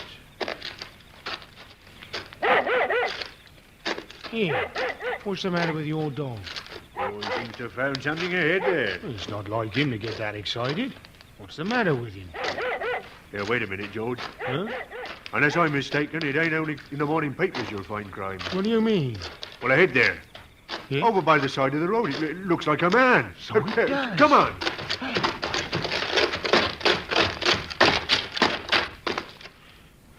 Why, it's Charlie Acker. He's dead. By morning, Scotland Yard was represented at the scene of the crime by Inspector Clancy and Detective Sergeant Redding. He was shot 3 times, Redding. Nasty business, sir. Oh, here's a notebook lying on the ground beside him. Yes, and he was holding a pencil in his right hand. Well, that seems fairly straightforward, sir. He was about to take down some particulars from a person or persons whom he'd met. The evidence suggests that, Sergeant. But wait a minute, Inspector. His torch is here in his pocket. Is it? And there's no street lighting nearby. How could he have been writing? By the light of a vehicle, presumably. Of course, sir. Either the headlights or the interior lighting of a car or a truck. More likely the interior lighting, don't you think, Inspector? Well, we'll work on that assumption first. Which means it was a car. Yeah, there are some tracks here. You can see the skid marks. Now, they might be caused by a car starting fairly fast. I want those tracks photographed. The photographs were duly sent to certain experts at Scotland Yard, and a report came back to Inspector Clancy. Report from the yard, sir. Yes, Sergeant Redding? Those tracks were made by an Evans car. An Evans, eh? Get a full list of all stolen cars within a 50-mile radius. We'll see if there was an Evans amongst them. There were 2. One was found. Inspector Clancy interviewed the owner of the other. Yes, it was taken the night before last, Inspector. Some bounder picked the lock of my garage and got away with the car. I'll get a full description from you, sir. Certainly, but I say, Scotland Yard doesn't usually go chasing stolen cars, does it? Not usually, eh, Colonel Fentress? Oh, there's something else behind it, is there? Excuse me a moment. Hello, Fentress speaking. Yes, just a moment. It's for you, Inspector. Thank you, sir. Hello? Yes, Redding? At Raleigh. I see. Yes, I'll come down right away.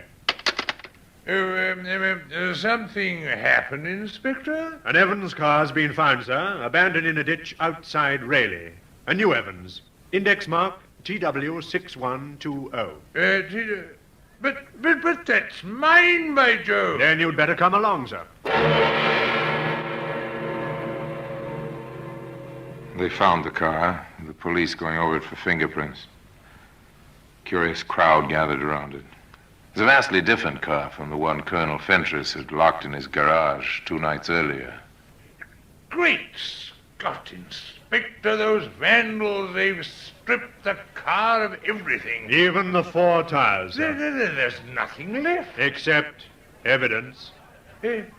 What do you mean, Inspector? This was the car concerned in the murder of Constable Hacker on Eastwood Road. My car?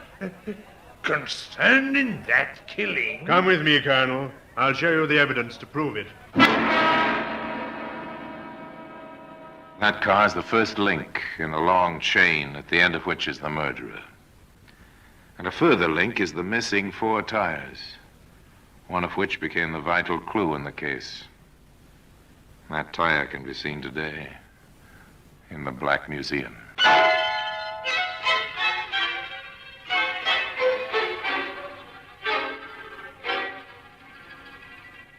A car was found, abandoned in a ditch outside Raleigh.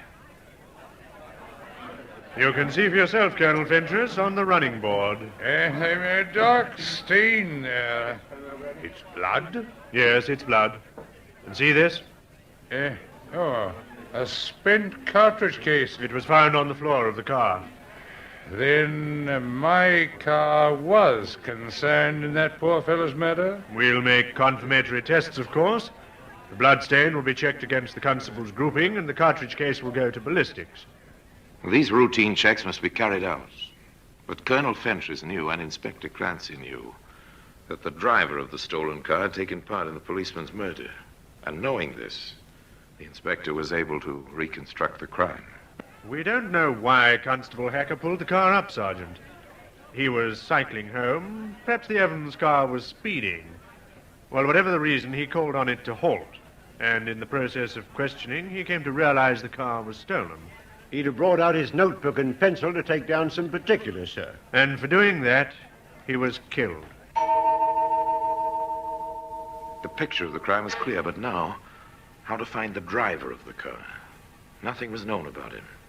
There were no eyewitnesses. One man had seen the driver, and he was dead. Where would they begin searching? We'll begin right here at the car, Sergeant. It's funny about those tires, sir. Very funny. But not only the tires are missing. No, the toolkit's been taken, and the jack, and most of the spare parts. The windscreen wiper's been removed, so have the headlamps and a car radio Colonel Fentress had installed. Vandalism, sir? Well, if it was vandalism, it was well planned, Sergeant. Yeah. Now, there are lorry tracks over there. The stuff was loaded on and driven away. Car stealing, sir, for spare parts and tires. A very profitable pastime. Now, what was taken out of this car would probably be worth £200-300 on the second-hand market. Black market, sir, for the tires. I wonder who handles second-hand parts and tires around this district. Come on. Where to, Inspector? The nearest garage.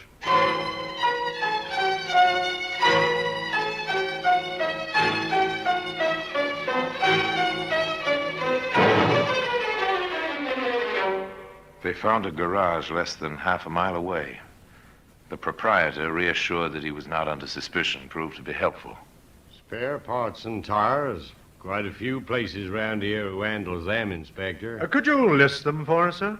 Certainly. Come into the office. There were 6 names on that list. 6 visits to make. Sergeant Redding made them, posing as a driver in search of new tires. Oh, good morning. I need 4 new tires for an Evans car. Can you help me out? Williams and Sons were sorry. They hadn't had any tires to sell for months past.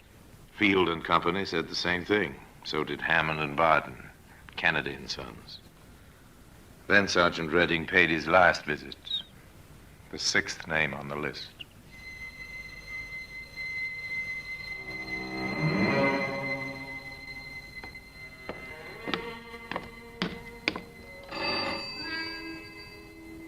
A small motor workshop on the road out of Eastwood. A car was being overhauled by a mechanic. A lorry stood on a vacant block of land beside the workshop. A sign at the front of the building said, Randolph and Burns, motor engineers and spare parts. Yes, sir? I need 4 new tires for an Evans car. Can you help me out? An Evans? Do you own an Evans car? Oh, not me, chum, no. No, it's for the governor. I've been everywhere trying to get these tires. Well, I might be able to set you up. Of course, they're in short supply. We'll pay whatever you ask for them. Okay. Ted? What, Joe? Here a minute, will you? What is it? Fella here wants to buy some Evans tires. Huh? Chauffeur, aren't you, mate? Yeah, that's right. We can set him up, can't we? No, we can't. But Ted, he'll pay the right I price. tell you we can't. We can't set him. How can we when we haven't seen an Evans tire in months? But Ted... People just don't bring us second-hand tires anymore, mister. Sorry. The sergeant went back to where Inspector Clancy was waiting for his report. Something he'd seen deep in the eyes of the man called Ted told him the search was at an end. I don't know what spoiled it, Inspector. Perhaps he recognized me. Perhaps he was just being cautious. You say the other man was ready to sell you the tires? Ready and willing, sir. I think they're the ones we want. I'm almost sure of it. All right, we'll make some further inquiries about them both. First of all, their business registration. We'll get their full names from that. The Business Records Office holds many secrets. The directors of England's leading companies, the balance of power in mighty industrial concerns.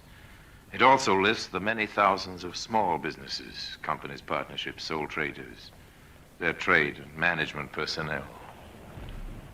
Here we are, Sergeant. Randolph and Burns, motor engineers, Eastwood. Partners Edward Burns. That'll be your friend Ted. And Harold Randolph. Probably the other man I spoke to. Well, take a note of their names. We'll see if the Method Index section knows them. The Method Index section at Scotland Yard. That's a vast room of records. The walls are lined solidly with filing cabinets.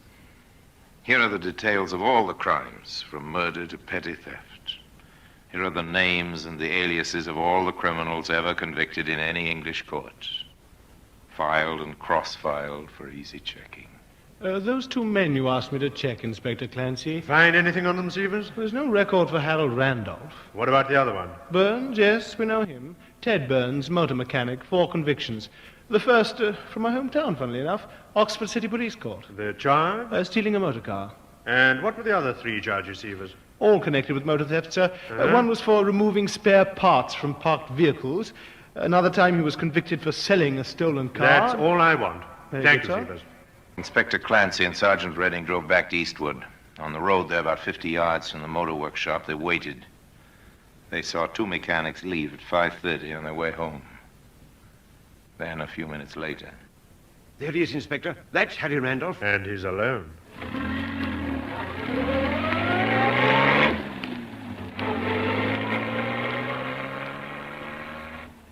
It was a very peaceful scene. The casual passerby would have noticed a dark sedan slowing down beside a thick-set man in overalls.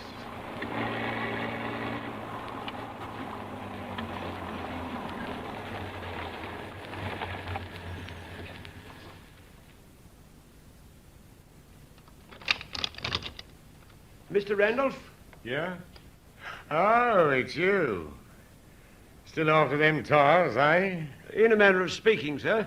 This is Inspector Clancy from Scotland Yard. Scotland Yard? Get in, Mr. Randolph. No, not me, Inspector. No, you've got nothing against me. On the contrary, we have a great deal against you. Get in.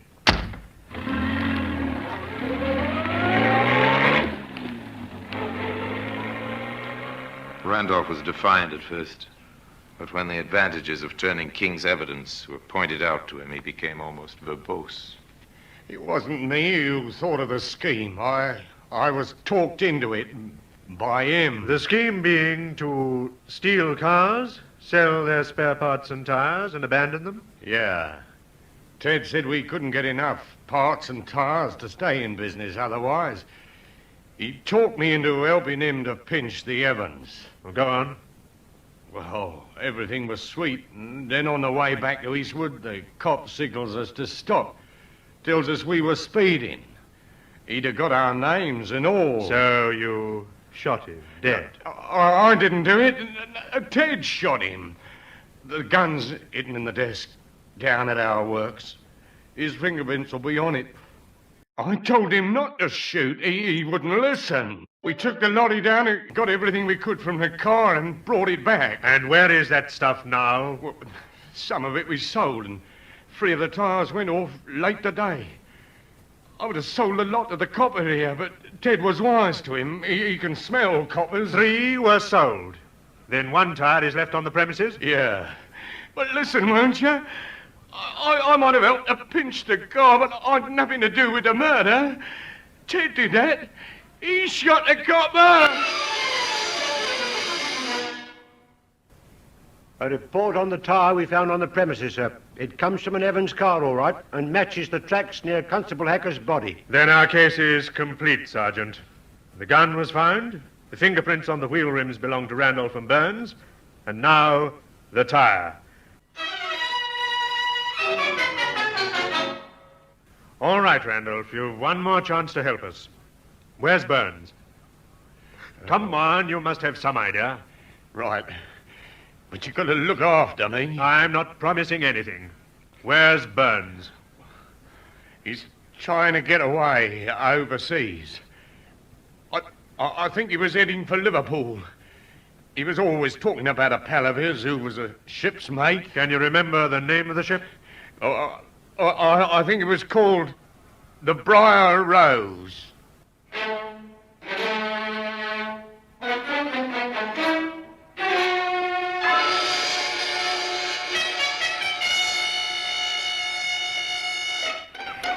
I have reason to believe your name is Ted Burns. Ted what? You got the wrong man, Sam. I don't think so, Mr. Burns. I have here a warrant for your arrest on a charge of murder. Hey, you got nothing on me? You got no evidence? Oh, yes, we have, Mr. Burns. All the evidence we need. And today, that tire occupies a place in the Black Museum. The murder of Constable Hacker on the lonely Eastwood Road was solved by the patient methods of Scotland Yard and by the talking of Harry Randolph, whose verbosity put him behind bars for many years to come and brought his unholy friend Ted Burns to the last walk and the end of a rope one morning at 8 o'clock. A crook's plan misfired into murder, and neither Burns nor Randolph had the talent for outwitting the men of the yard. So it was that another chapter of murder was closed. Another record added to the method index section. And another exhibit, the car tire, was added to the Black Museum. And now until we meet next time in the same place and I tell you another story about the Black Museum, I remain as always, obediently yours.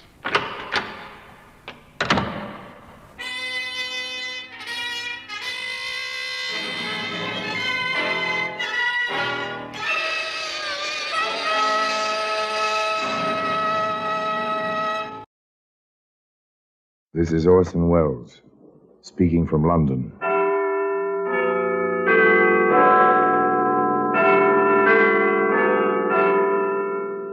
The Black Museum, a repository of death. Yes, here in the grim stone structure on the Thames, which houses Scotland Yard, is a warehouse of homicide, where everyday objects, a man's necktie, a woman's glove, a boy's school cap, all are touched by murder.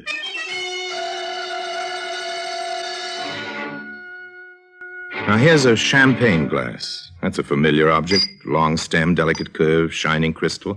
This fragile object belongs to New Year's Eve, to weddings and to anniversaries. Funny about things like this, Sergeant?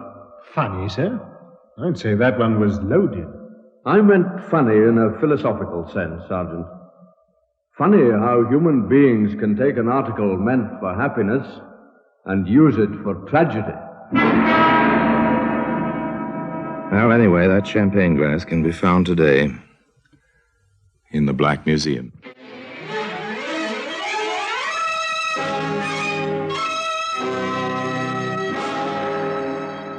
From the annals of the Criminal Investigation Department of the London Police, we bring you the dramatic stories of the crimes recorded by the objects in Scotland Yard's Gallery of Death, the Black Museum.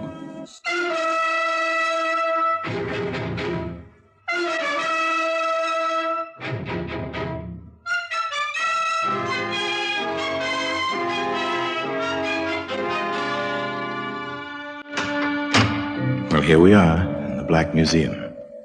Scotland Yard's Museum of Murder.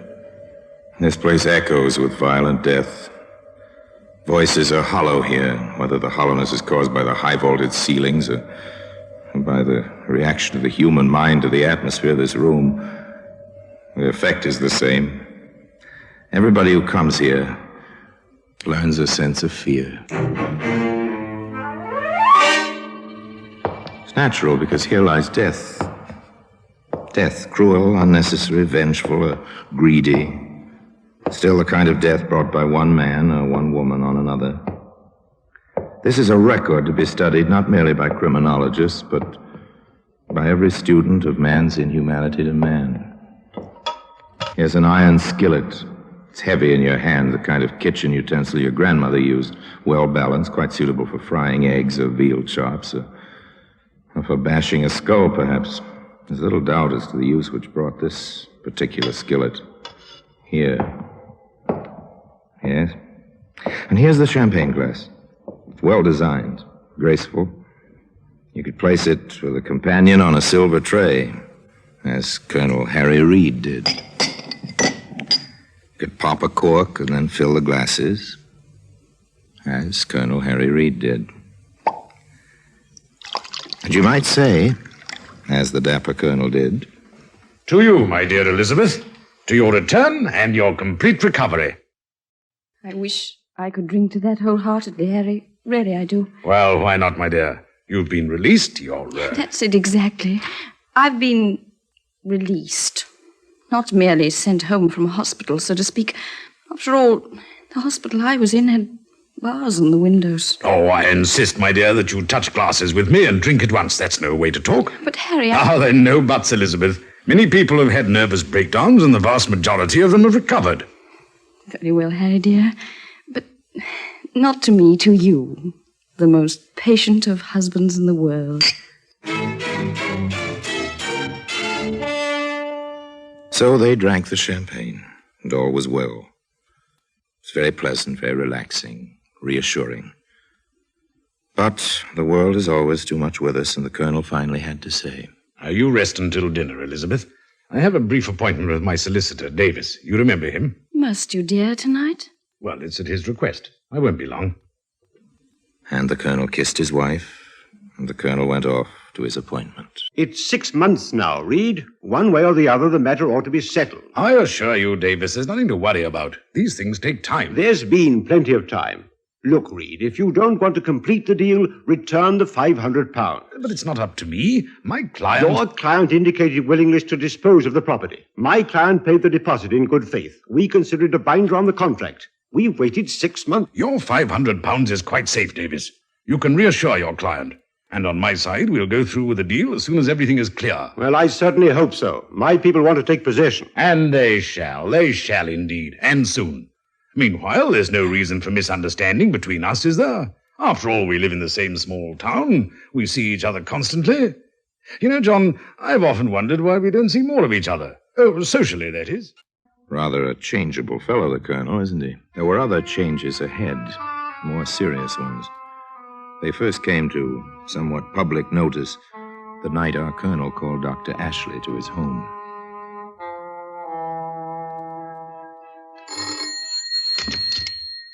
Dr. Ashley, good of you to come so quickly. You made it sound rather urgent, Colonel. Is it really serious? Yes, I'm afraid, Doctor. Really afraid. It's my wife. Has she broken down again? No. She complains of terrible pain in her abdomen. I'd better see her at once. Yeah, this way, please. If you can, Doctor. Yes? She seems to me to be as much frightened as she is in pain. Oh? What exactly do you mean by that? Frightened that her pain is in her imagination. I see. Oh, very well. I'll bear that in mind, Colonel. In here.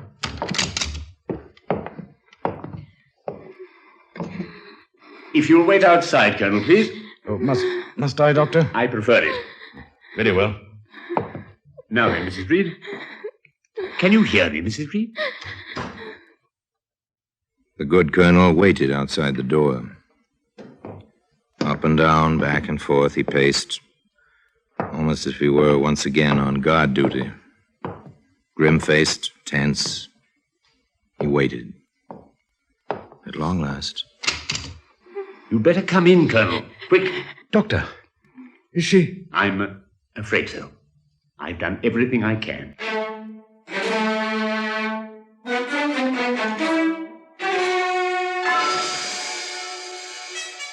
A few moments later, Elizabeth Reed was at rest. At last. Tears streamed down the colonel's cheeks, but he was silent. There seemed nothing to say. The doctor led him away and told him gently. It was acute gastritis. And her heart. You'll want the minister, I assume, and the mortician. I'll send the certificate over. Natural causes. There was a well-attended funeral. The flowers were piled high in tribute to the colonel's position in the town as well as to the memory of his wife. And then the colonel resumed his life, somewhat more lonely but still active, bearing himself in military fashion as he went about his small real estate business, and time drifted by. 1 month, 2, and then one day on the main street. Good morning, Colonel. Davis, good to see you. I've hesitated discussing this, your recent bereavement and so on, but don't you think we need to close our deal, Reed? Oh, yes, yes, of course. That is, I'm rather by myself these days. Would you care to join me for tea or a bit something stronger one afternoon? You say when, Reed. I'll be glad to. Excellent. Then, shall we say tomorrow, 5-ish? Why not? Your place or mine? Well, mine, of course. Delighted to have you. Have a scone, old man. Really excellent. My housekeeper has quite the touch. Thank you, I will. Almost as if we were a pair of elderly ladies. Tea and scone. Two gentlemen, somewhat past middle age, enjoying tea and scones and making ready to discuss business. In fact, they did discuss business. The £500 deposit and the pending deal. And John Davis went home quite satisfied. John Davis went home and a little later called Dr. Ashley.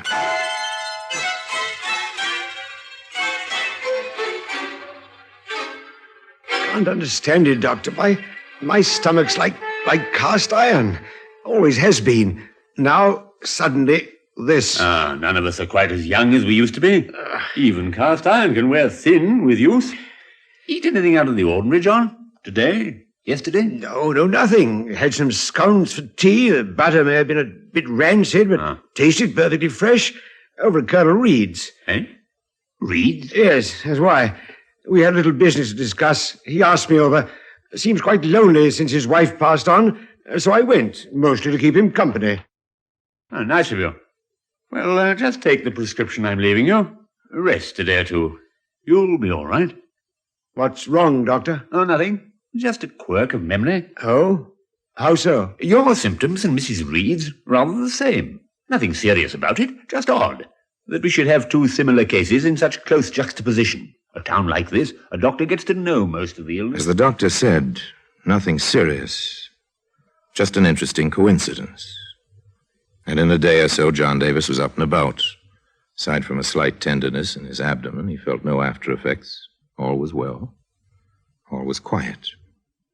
Everyone was his courteous self, including Colonel Reed.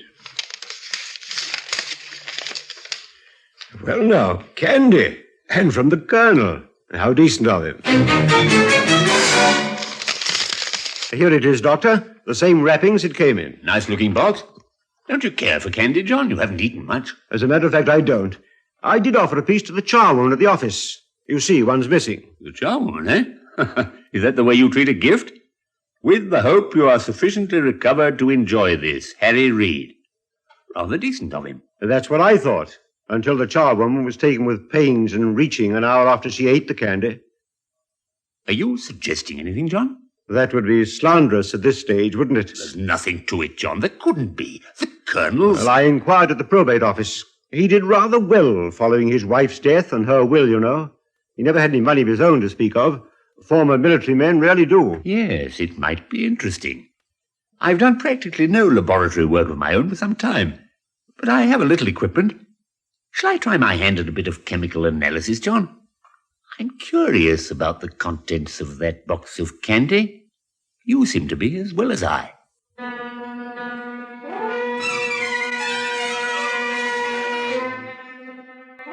The doctor was methodical, to say the least. He took his time setting up his equipment, preparing reagents, making ready for his private little tests. Meanwhile, John Davis ran into his friend the Colonel on the street. John, good to see you. How are you, Harry? You're looking fit. Well, I try to keep that way. Care to join me for another attack of indigestion, old man? Well, today, the champagne glass we've been talking about can be seen, as you might expect, among the other exhibits in the Black Museum.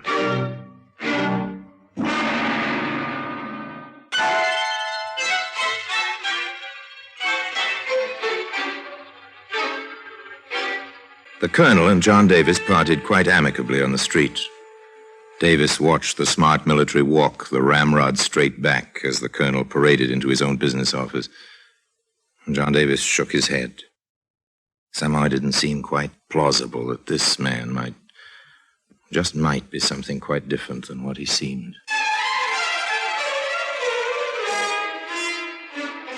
The next afternoon, the telephone rang in John Davis's office.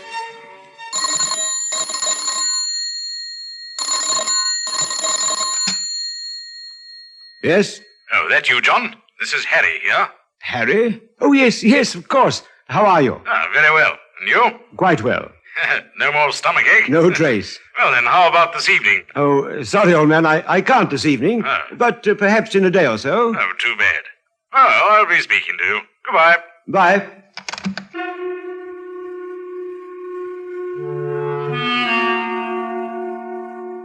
That evening, Davis had a previous appointment with Dr. Ashley in his makeshift laboratory. This little operation here is the Marsh test. Oh? For arsenic. Interesting. Yes, isn't it? Particularly since I found that every piece of candy in your gift box had arsenic in it. Good Lord!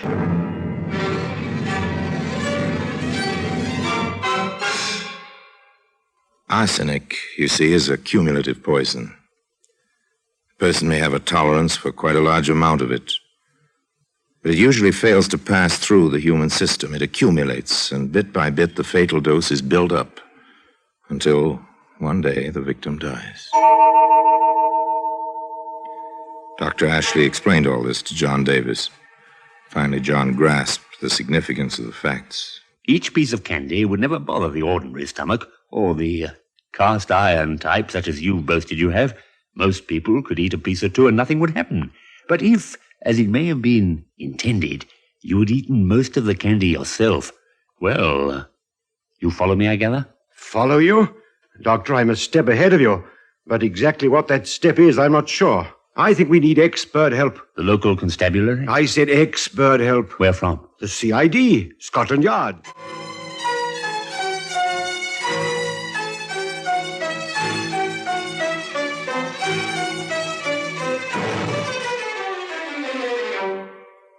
It was a clear, cogent letter reciting the situation as Dr. Ashley and John Davis knew it.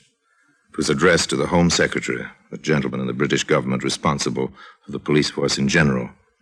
In due course, the letter reached the desk of Inspector Charles in Scotland Yard. Following the set routine, Inspector Charles showed the communication to his immediate assistant, Detective Sergeant Hatch. Well, nothing else for it. You and I will have to take a small trip to the country. Frankly, I won't mind. I can use a touch of country air after all. They came into the quiet town unobtrusively. 2 men on a walking tour, vacationists. They put up at the inn. Toward sundown, they strolled about the town, quite casually.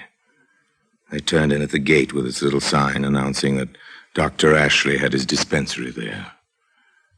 Once, however, within the doctor's office. Now then, Doctor, perhaps you'd let Sergeant Hatch and I have it from the beginning. Well, my entrance into the situation came shortly after Mrs. Reed returned from the sanitarium. She'd been ill? Mentally ill. Nervous breakdown? Rather more than that. She'd been certified insane. She was discharged as being quite stable once again. And you were called in? In my professional capacity. I found her past help. Acute gastritis, or so it seemed at the time. But it doesn't seem so now? You understand, Inspector, I have no facts. At least not on that side. I merely analyzed the box of candy received by John Davis shortly after he'd been taken ill. Doctor, would this Colonel Reed benefit from Mr. Davis's death? There'd been something about a real estate and a deposit paid. Quite a large sum, I believe. Mr. Davis can give you the details. One final question, sir. Who had Mrs. Reed committed to the institution in the first instance? Why, I believe the husband did. But the records will be available to you, of course. Of course. Well, thank you, Doctor. If we need you... By the time they left the doctor's office, Inspector Charles and Sergeant Hatch felt they had heard an interesting, if circumstantial, story. Their next stop, naturally, was John Davis's home. You've no idea, gentlemen, what a relief it is to have police officers of your caliber on the job. Thank you. About the candy and the card in the box, do you have any definite reason to believe the Colonel wants you, well, out of the way? There's the matter of £500 he either will not or cannot explain. And, Dr. Ashley mentioned Mrs. Reed's will. Yes, curious about that. There was one will made out entirely in favor of her children by her first marriage. The will which was accepted and executed was in the Colonel's handwriting, but signed by Mrs. Reed, and produced subsequent to her death. You find that interesting, I take it, Sergeant? I expect you do as well, sir. Quite. Mr. Davis, do you think it might be possible to exhume Mrs. Reed's body without the matter becoming common knowledge in the whole town?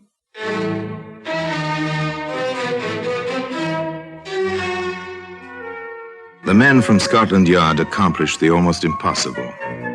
Armed with the proper papers, plus tools and dark lanterns, they supervised the removal of the body at night, with no one the wiser except the necessary officials. This feat completed, they waited quite patiently. The government analyst was called in. The report was brief. Inspector Charles read it to Dr. Ashley. Examination reveals the presence of 4 grains of arsenic, more than a fatal dose, and the largest amount of the poison I have ever found in human remains. Well, that's it, Doctor. And I didn't recognize the symptoms. Acute gastritis, I call it. Why should you have recognized them, sir? I dare say murder of any kind is hardly a common occurrence in your practice. Well, Sergeant, since our warrant is all in order, it begins to appear that a search of Colonel Reed's premises may be next on the agenda.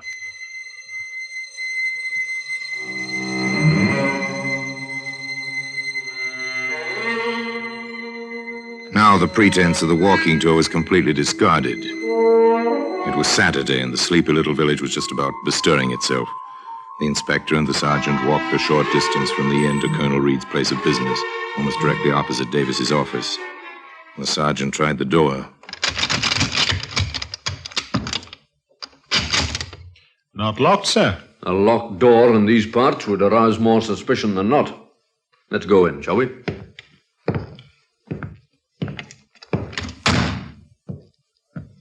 One file cabinet, one desk, telephone, chair for visitors. Can't do much of a business. I dare say not. Let's get to it. The search was quite thorough. The desk was emptied of its contents. These were replaced in an orderly fashion. Oh, nothing extraordinary here, sir. Oh? What do you make of this, sir? Champagne glass. Rear of the file cabinet. It's odd. Shall I hold it aside, sir? Yes, you may as well. Interesting, the trace of sediment. Apparently it was never washed after it was used the last time. Anything else in there, Sergeant? Oh, what's going on in here? Colonel Reed? Yes. More to the point for you to identify yourselves and your business here, if any. Inspector Charles, CID. My identity card. This is Sergeant Hatch. I see. I assume you have a warrant for this search? We do. Right here, Colonel. Oh, very well. Go on with your work. May I ask why you were keeping the champagne glass in the file cabinet? A memento to my poor wife. We drank from it. Oh, that is, she did, about a week before she passed away. A nice gesture, if I may say so. And still with a trace of the sediment at the bottom. Careful, sir. It'd be a pity to have the glass break after all this time. Oh, sorry. Awkward of me to brush against it like that. Yes, wasn't it? All right, Sergeant, you can open the desk drawer the Colonel just closed and see what he put in it. But you said you'd finished. Your pardon, Colonel. I've had quite enough of this. These paper packets weren't in here a few minutes ago, Inspector. How many? Look here, I wouldn't have 20 of them, sir. I'll take one. Thank you. White powder. Well? This wouldn't be arsenic, would it, Colonel? It not only would be, it is. Really? Well, as you can see, I'm wearing my gardening coat. Ordinarily, I do not come into the office on Saturday, but something came up. I've been planning an experiment in my garden, hence the arsenic. A gardening experiment? With 20 packets of arsenic? Yes. My lawn is plagued with dandelions, roughly 24 of them. I plan to drill a small hole at the root of each weed, pour in the arsenic in each of those packets, and kill each dandelion individually, rather than take the chance of ruining the whole lawn. Sorry, Colonel, it's a good story, but rather far-fetched. Particularly since you tried to rid yourself of the packets before we searched your person. And particularly since the charge pending is willful murder of your wife by arsenical poisoning. But this is ridiculous. Someone is... Sergeant! Keep that champagne glass safe before Colonel Reed succeeds in smashing it. Yes, sir. Colonel Reed, you are under arrest. The charge is murder. I must warn you that anything you may say... I will not stand. Hold it, Sergeant! I'll be acquitted. You'll see, and then I'll have to leave here. A trial? That'll be quite enough, Colonel. You have made several mistakes, not the least of which was your attempt on John Davis, and your preservation of this glass. A sentimental gesture, but rather silly. My bet is the sediment in it will turn out to be arsenic. You must have been very sure of yourself, Colonel, to leave this glass unwashed. Very sure of yourself indeed. Bring him along, Sergeant. I think he'll come quietly now. And today, that champagne glass can be seen in the Black Museum. Orson Welles will be back with you in just a moment. There was no doubt about one facet of Colonel Reed's character. He was a man of great pride. His behavior at the trial was exemplary.